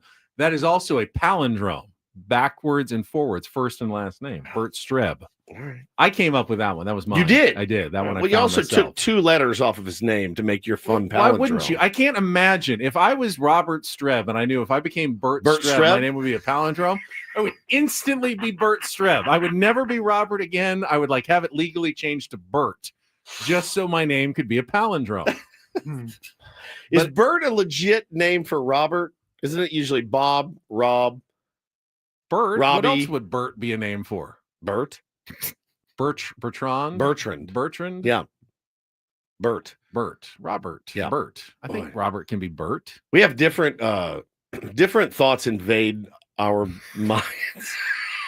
You don't always turn around names backwards to see what they were. Kurtz's Ben has lost his mind. I'm watching it. I'm watching it live on the radio. I'll just drive on the freeway and I'll see a Toyota Tacoma and I'll just read it backwards. Ooh, it's an ammo cat.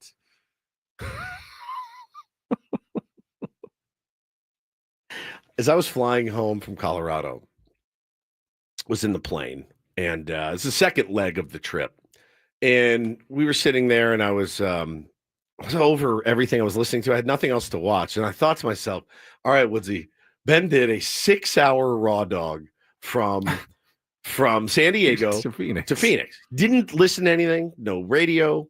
Didn't do anything. He just raw dogged it the whole trip. And I said, "How long can you raw dog this flight?" And so I put on, now I need clarification. I put the map up on the screen that was in front of me, like the plane.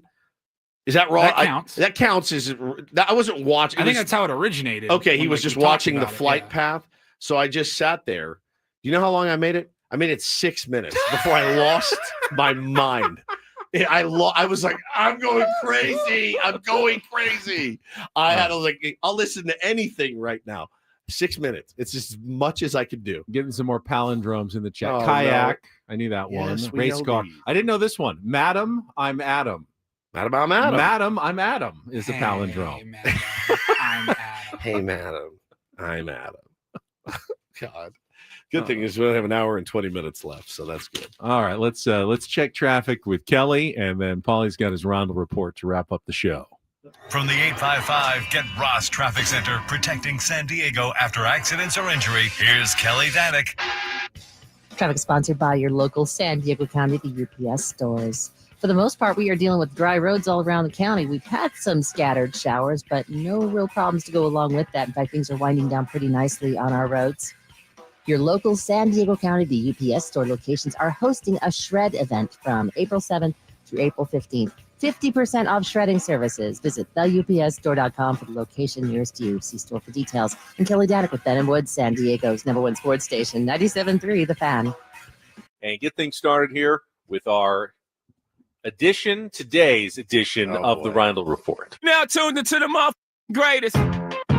Welcome to the Reindl Report with Paul Reindl. Hi, Paul. All right. 2 stories from the world of sports that we haven't gotten to yet. We'll start off in Major League Baseball. And 1 story that you didn't know you needed. Are you laughing, biatch? It's the Reindl Report Hey, Paul, how you doing? Okay, how are you? on 97.3 The Fan.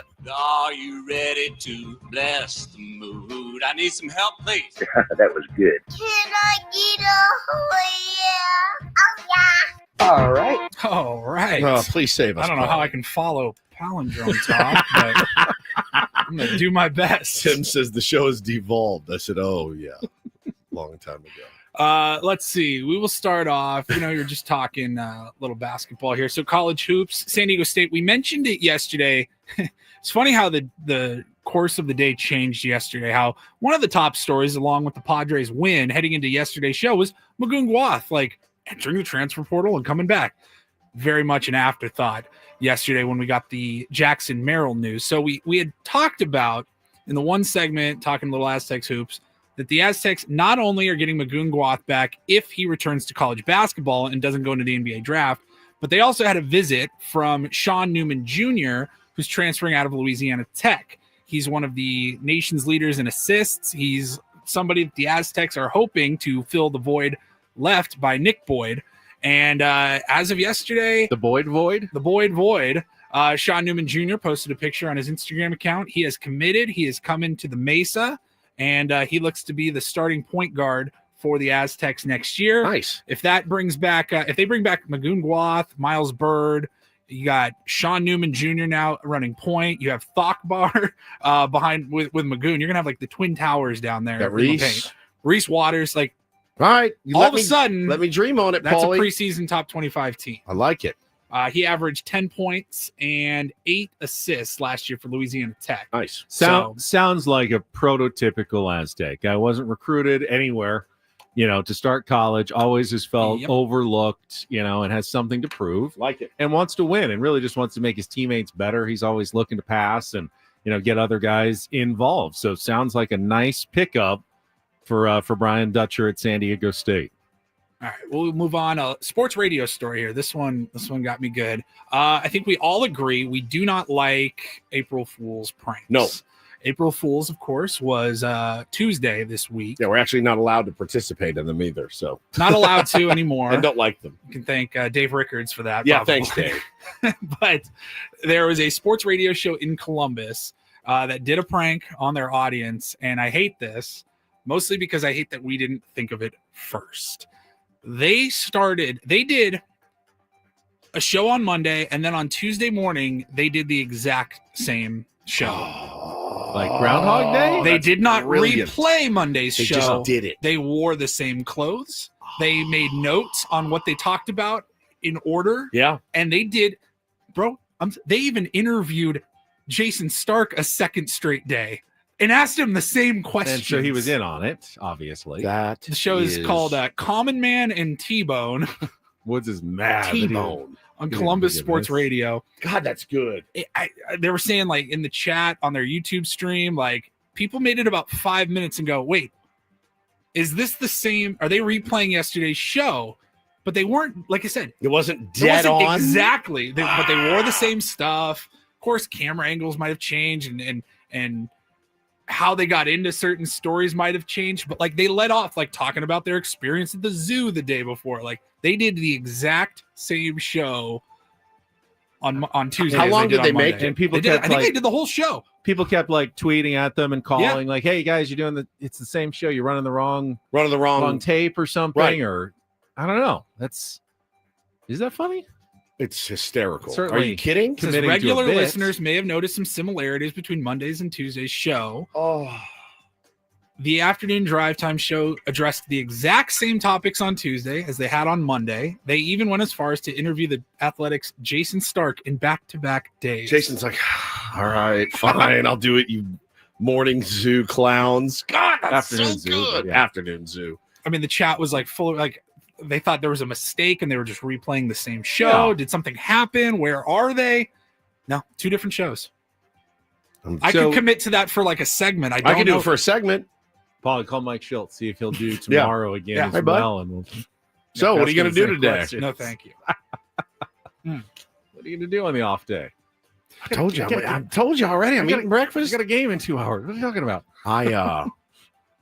But you see the wheels spinning right now. I'm livid. That I never thought of this. Yeah, that one made me upset. 4 hours. Like, That would be that's hard. genius. That'd be so hard. That'd be hard. Really So hard. good. All right. Just pull announced that Jackson off. Merrill again today, Just do this the whole morning. thing over Oh my again. God! Yeah, I guess it wouldn't work if you had like major Major breaking news. It would have to be a very generic kind of, maybe an off-season show. We could do it. Plus, you just have to really commit. I like that. Yeah, Like, fantastic. kudos, man, for people trying to do something different and original. I really like that a lot. That's a great idea. All right, and then finally, I don't know if this is a sports story or not. There is a website. It's called OnlyFans. OnlyFans. Sounds sportsy It's to me. lots of fans. I think we talked about it in the past. It's Yep. like for fans of sports teams, fans maybe. of stuff. But there are a couple of members. It's a subscription-only website, I guess. Heard of it? Yep. I've heard. And so there are two former subscribers that are suing OnlyFans in a class action lawsuit. And they are claiming that they were defrauded because the couple of creators that they subscribe to Right. turns out they weren't actually interacting directly with these two men, like in direct messages. Okay.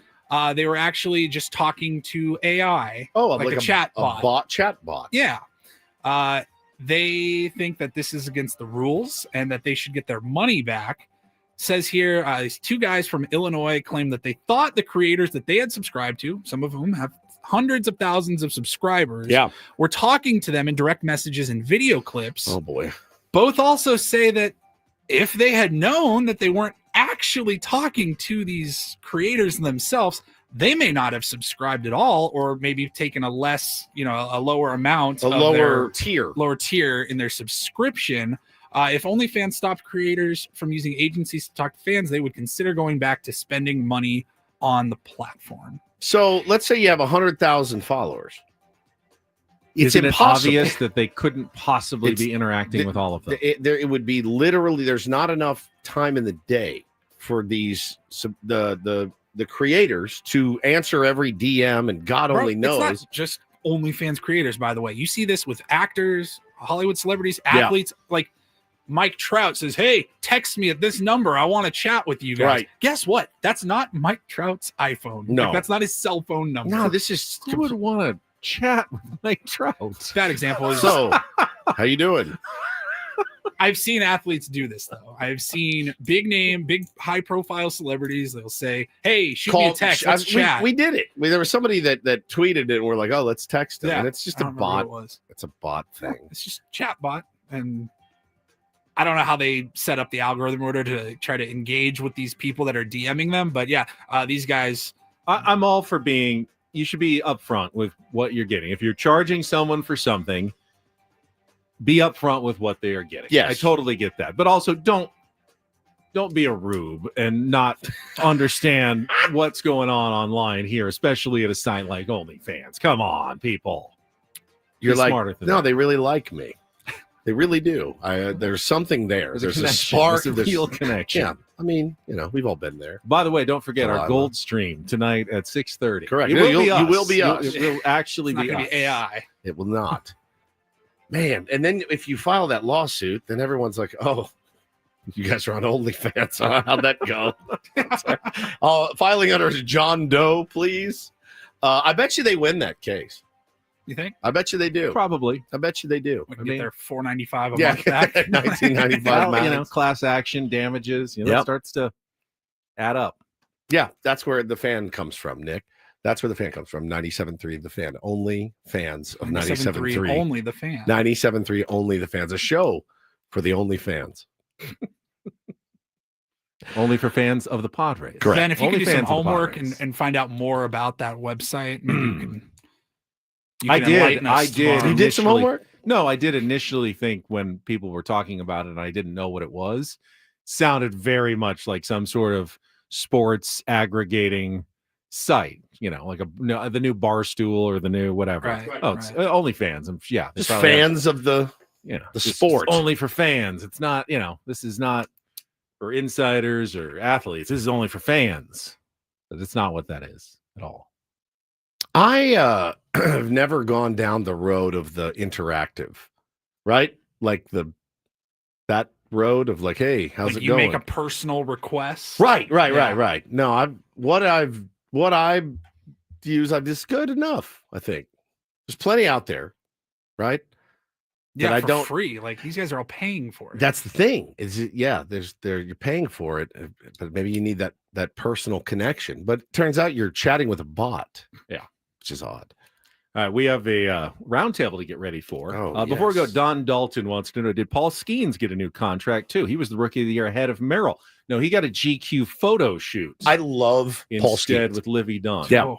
he did. Yeah. He said he'd never heard of GQ before they asked him to do the He's shoot. young. I mean, Yeah. it's really not a thing anymore. Like when we were growing up, you'd see GQ magazine everywhere. it's still a now. thing. Is they actually print the magazine Yeah, still? it still Okay. exists. Oh. You know what it stands for? Gentleman's Quarter. Look at you. No, Gentleman's Quarterly. Quarterly. Yes, so close.